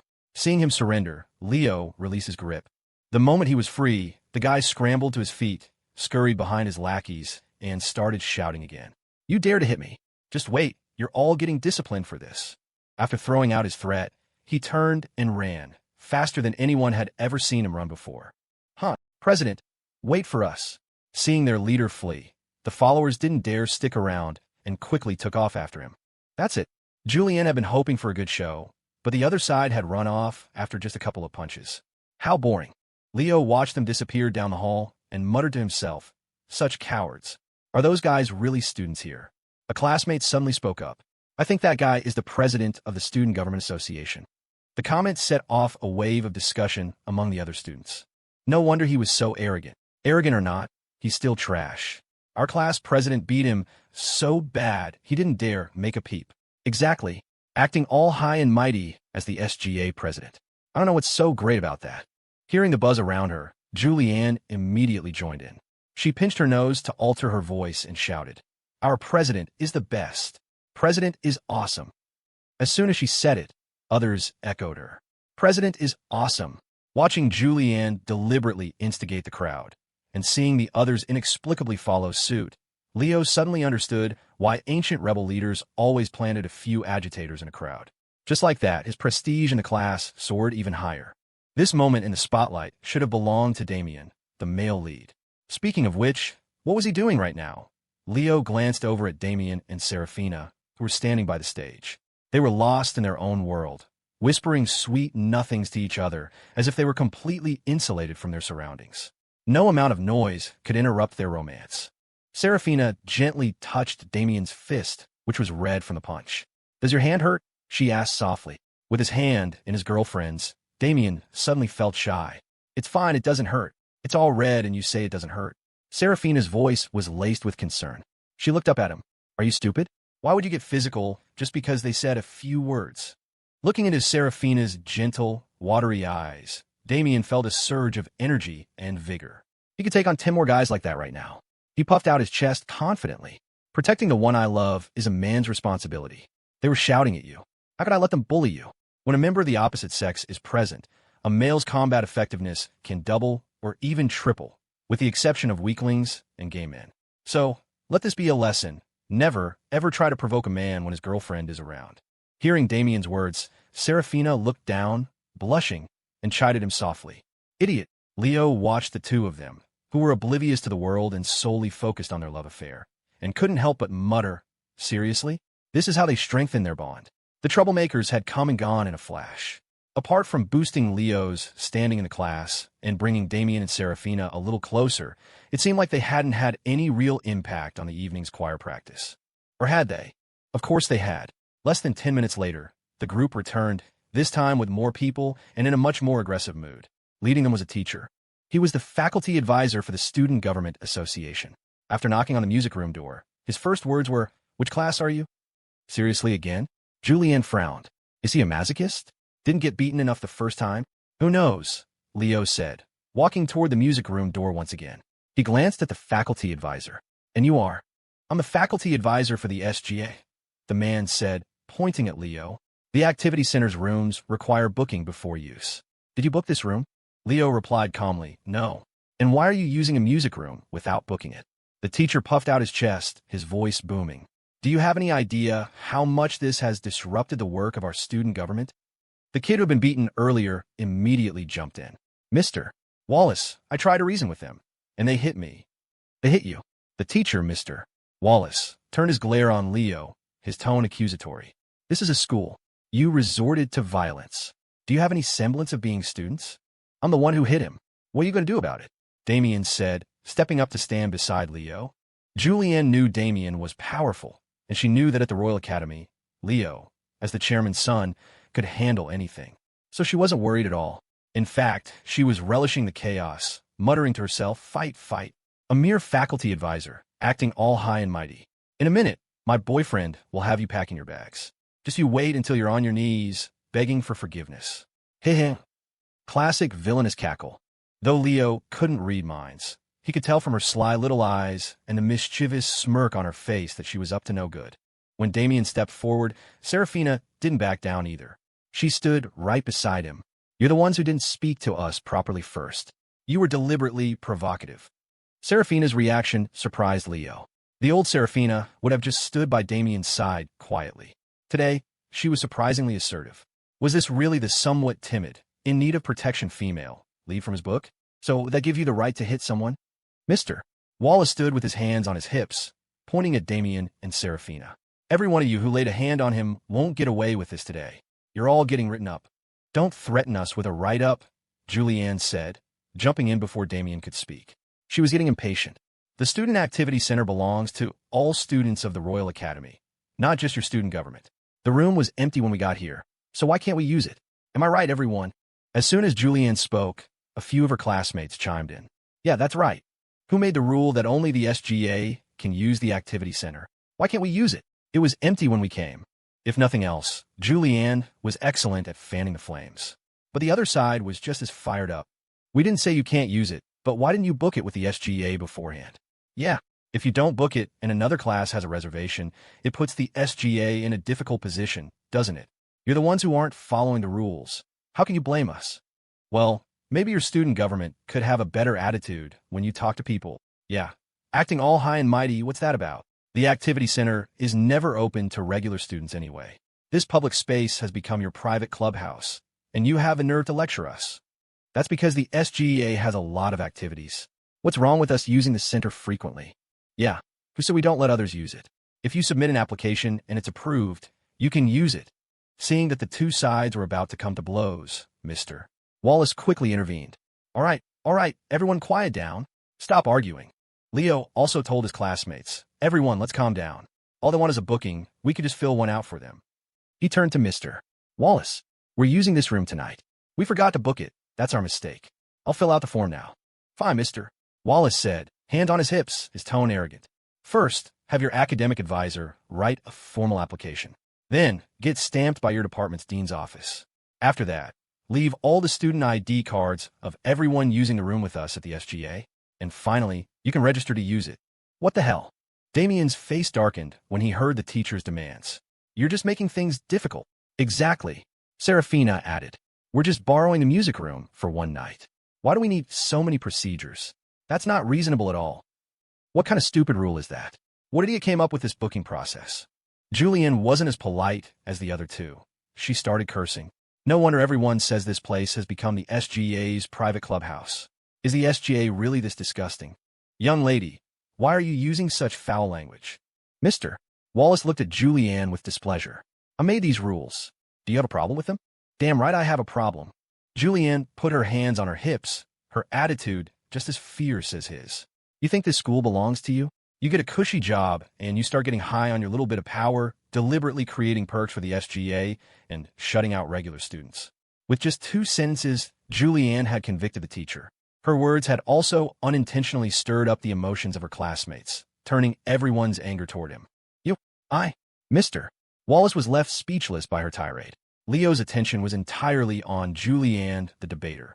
In his eyes, her fierce, confident expression as she took someone down was surprisingly and uniquely cute. "She's my girlfriend, all right," he thought. "She's even adorable when she's tearing someone a new one. I like her even more now." Unable to win the argument with Julianne, Mr. Wallace lost his temper. "The Student Activity Center is under the jurisdiction of the SGA," he roared. "And within the SGA's jurisdiction, I am the one in charge. Do you have a problem with that?"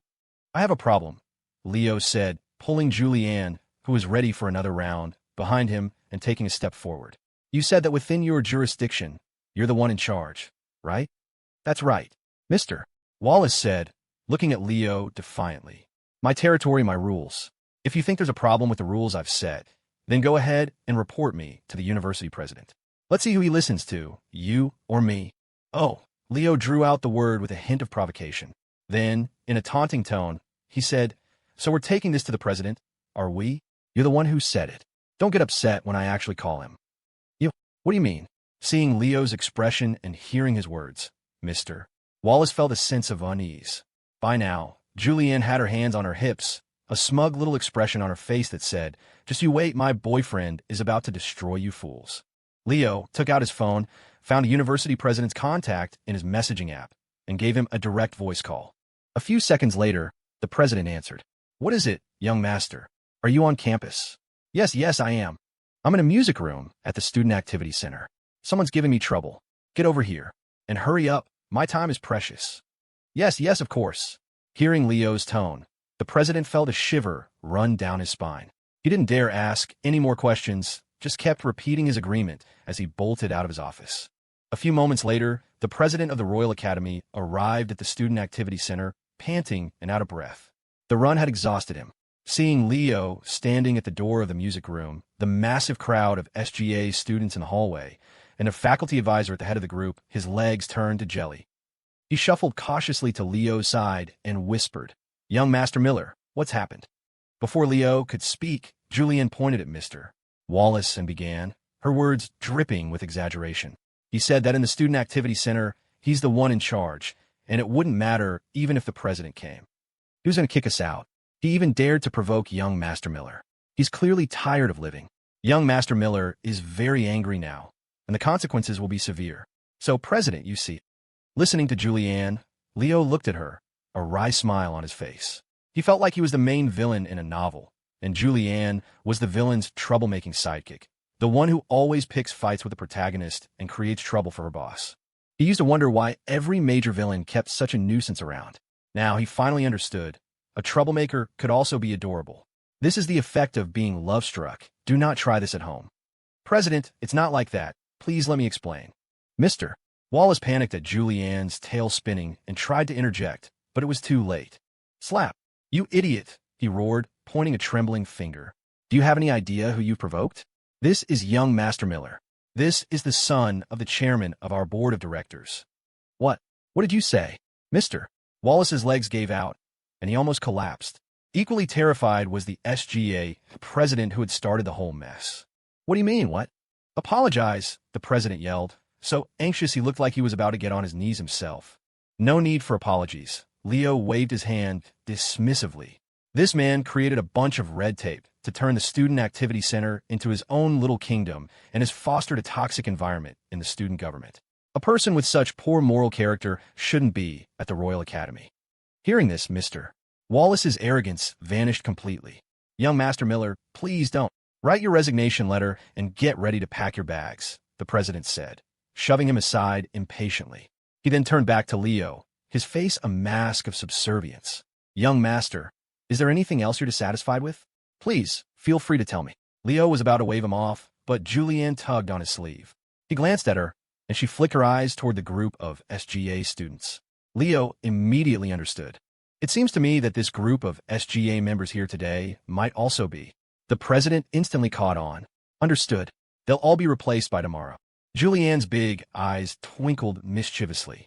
Does that mean the position of SGA president is now vacant? She asked. Yes, it is. Although the president didn't know who Julianne was, anyone standing this close to Leo was not to be trifled with. Julianne immediately grabbed Leo's arm. Well, that's simple. Give it to our president, Leo. Let him clean up the student government. Wait, huh? What does this have to do with me? Leo turned to Julianne, completely dumbfounded. Why did this girl love giving him more work to do? I don't, MMPH. Before Leo could refuse, Julianne clamped a hand over his mouth. You see, she said to the president. Look how excited young Master Miller is. He'll definitely be great for the job. Is that so, young Master? Making Leo the SGA president wasn't difficult, but the university president didn't dare act on Julianne's word alone. He looked to Leo for confirmation. Leo pulled Julianne's hand away, ready to refuse, but when he saw her pleading, puppy dog eyes, his heart softened, and the words got stuck in his throat. Julianne leaned in close to his ear and whispered, Do it, please. For me, what man could withstand such a trial? Leo, a man single for 2 decades, was no match for this kind of charm. His heart melted, and he finally gave in. All right, he said to the president. You can arrange it. Excellent. No problem at all. Young Master, the president nodded. So, is there anything else? That's it, Leo said, gesturing to the crowd in the hallway. Tell them to get lost. My class still needs to practice. Right away. The 2 biggest losers of the night were the SGA president, who now had 2 swollen cheeks like a bee-stung puppy and had lost his position, and the faculty advisor. After being fired from the Royal Academy, no educational institution in Ethelberg City would dare to hire him. He had no one to blame but himself. As Julianne had said, he got high on his little bit of power, creating perks for the SGA while alienating other students. Getting fired was his destiny. Leo tilted his head to look at Julianne. She tilted her head to look back at him. "What are you looking at me for?" "Why did you want me to be the SGA president?" he asked. "If you're the SGA president," she joked, "then I can walk sideways all over campus." "You silly girl." Leo chuckled and flicked her forehead lightly. "Even if I'm not the SGA president, no one at the Royal Academy would dare to mess with you." "Hee hee," Julian giggled. "But don't you think having both titles makes you sound even more impressive when I brag about you?" "You're ridiculous. I'm not even going to answer that," Leo said with a laugh, his eyes still full of affection. With Leo as a rock, Julianne had somehow unlocked a new troublemaker attribute. But it didn't matter. To Leo, her mischievousness was like that of a playful kitten, harmless and endearing. He didn't mind. No matter what trouble she got into, he could always bail her out. Wait a minute. Isn't this the script of a tyrannical king? In that moment, Leo suddenly understood how King Zhou must have felt about his consort Daji. There's no nation-toppling fox spirit here. This is my precious treasure. Anyone who dares call her a disaster will be dragged out and beheaded. After Leo and his friends returned to the music room, someone shouted, "President is awesome," and the room erupted in praise for Leo. After tonight's incident, his prestige in the class had reached a new high. The students were all cheering his name, but in an unnoticed corner, 2 people sat with dark expressions. Stacy's son's phone was blowing up with angry messages. "You bitch, why the FUCK didn't you tell me your class president was the chairman's son? You set me up on purpose, didn't you? I'm getting disciplined for this, and you're not getting away with it either. I'll kill you." That's right. The drama tonight had been orchestrated by Stacy's son and Zoe Zhang. They had recently gotten close to the SGA president and had planned to use the opportunity to cause trouble for Leo's group of 4. But they were truly foolish. They were foolish enough to genuinely believe that the SGA president could overpower Leo Miller. To get him to act, they had deliberately concealed Leo's and Damien's true identities. And that was how tonight's events had unfolded. "Sir, that's the gist of what happened. That's my son. Beautifully done," Charles Miller said after hearing the report of Leo's battle achievements for the evening. He took a long drag from his cigarette and promptly started coughing. Cough, cough, cough. The young master's performance tonight already hints at his potential for management. With some cultivation from you, sir, our group will surely reach new heights under your combined leadership. Now that's what I like to hear. The flattery worked its magic on Charles. He smiled, stubbed out his cigarette, and was immediately handed another. Cough, cough, cough. Unsurprisingly, after 2 puffs, he was choking again. "Are you trying to kill yourself? You're still smoking when you're coughing like that."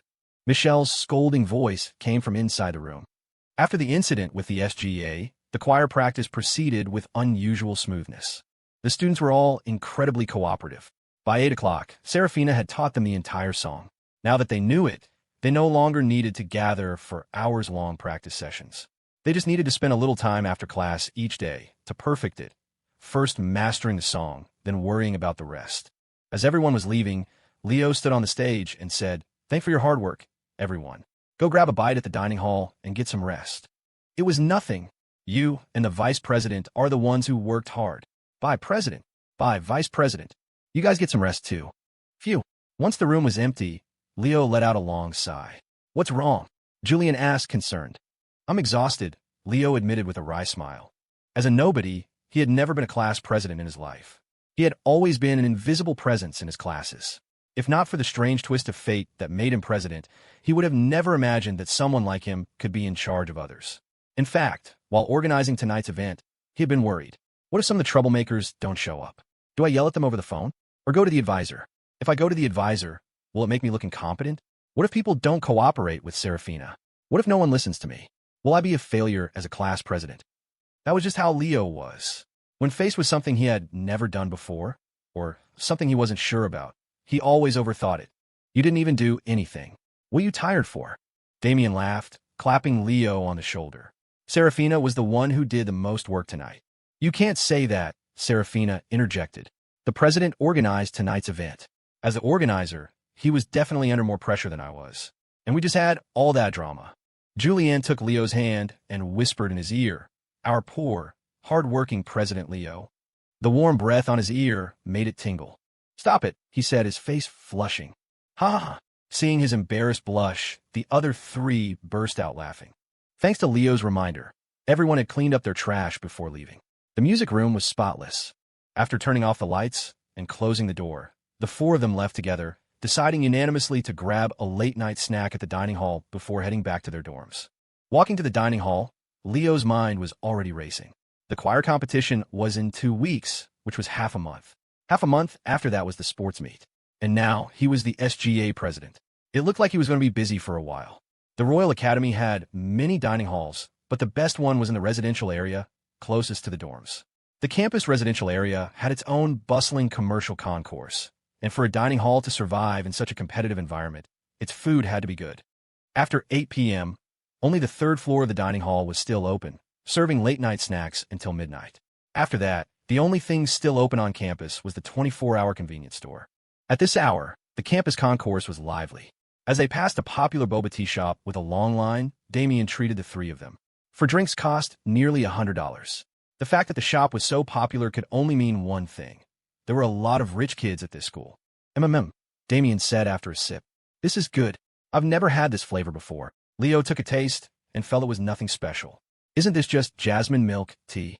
Julianne took a sip and nodded in agreement, thinking it tasted a lot like the $1 jasmine milk tea from a cheap chain. Saraphina, however, offered a more refined take. The tea base was probably freshly brewed. The quality of the tea leaves is quite good. "Wow, Saraphina, you know about tea?" Julianne asked in surprise. Saraphina waved her hand. "Just a little. If you're interested, Jules, we can go for a tea tasting sometime." Damien leaned in. "A boba tea tasting? Is that all you can think about?" Leo smacked the back of Damien's head. "Sterling, with your status, does it look right for you to be walking around drinking boba tea all day?" Damien pouted. "You sound just like my dad." Leo was at a loss for words. Damien continued.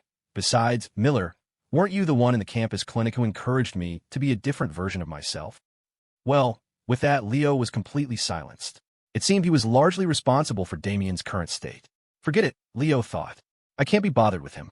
If the kid's happy, let him be.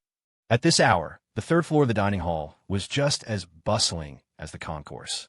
If the concourse was the playground for the wealthy students, then the dining hall was the haven for those from more modest backgrounds. A $3 bowl of wonton soup, a $7 bowl of beef noodles with unlimited refills, a $10 portion of fried chicken backs and necks that weighed nearly 2 pounds, and a $15 build-your-own hot pot bowl that could feed an army.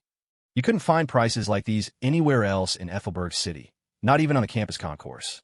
The four of them spent less than $50 and ordered a huge spread of food. They sat at a small 4-person table by the window, eating, talking, and laughing. Leo couldn't remember what they talked about, but he remembered that he laughed a lot, and that he felt completely relaxed. Not since graduating from his original university had he felt so at ease.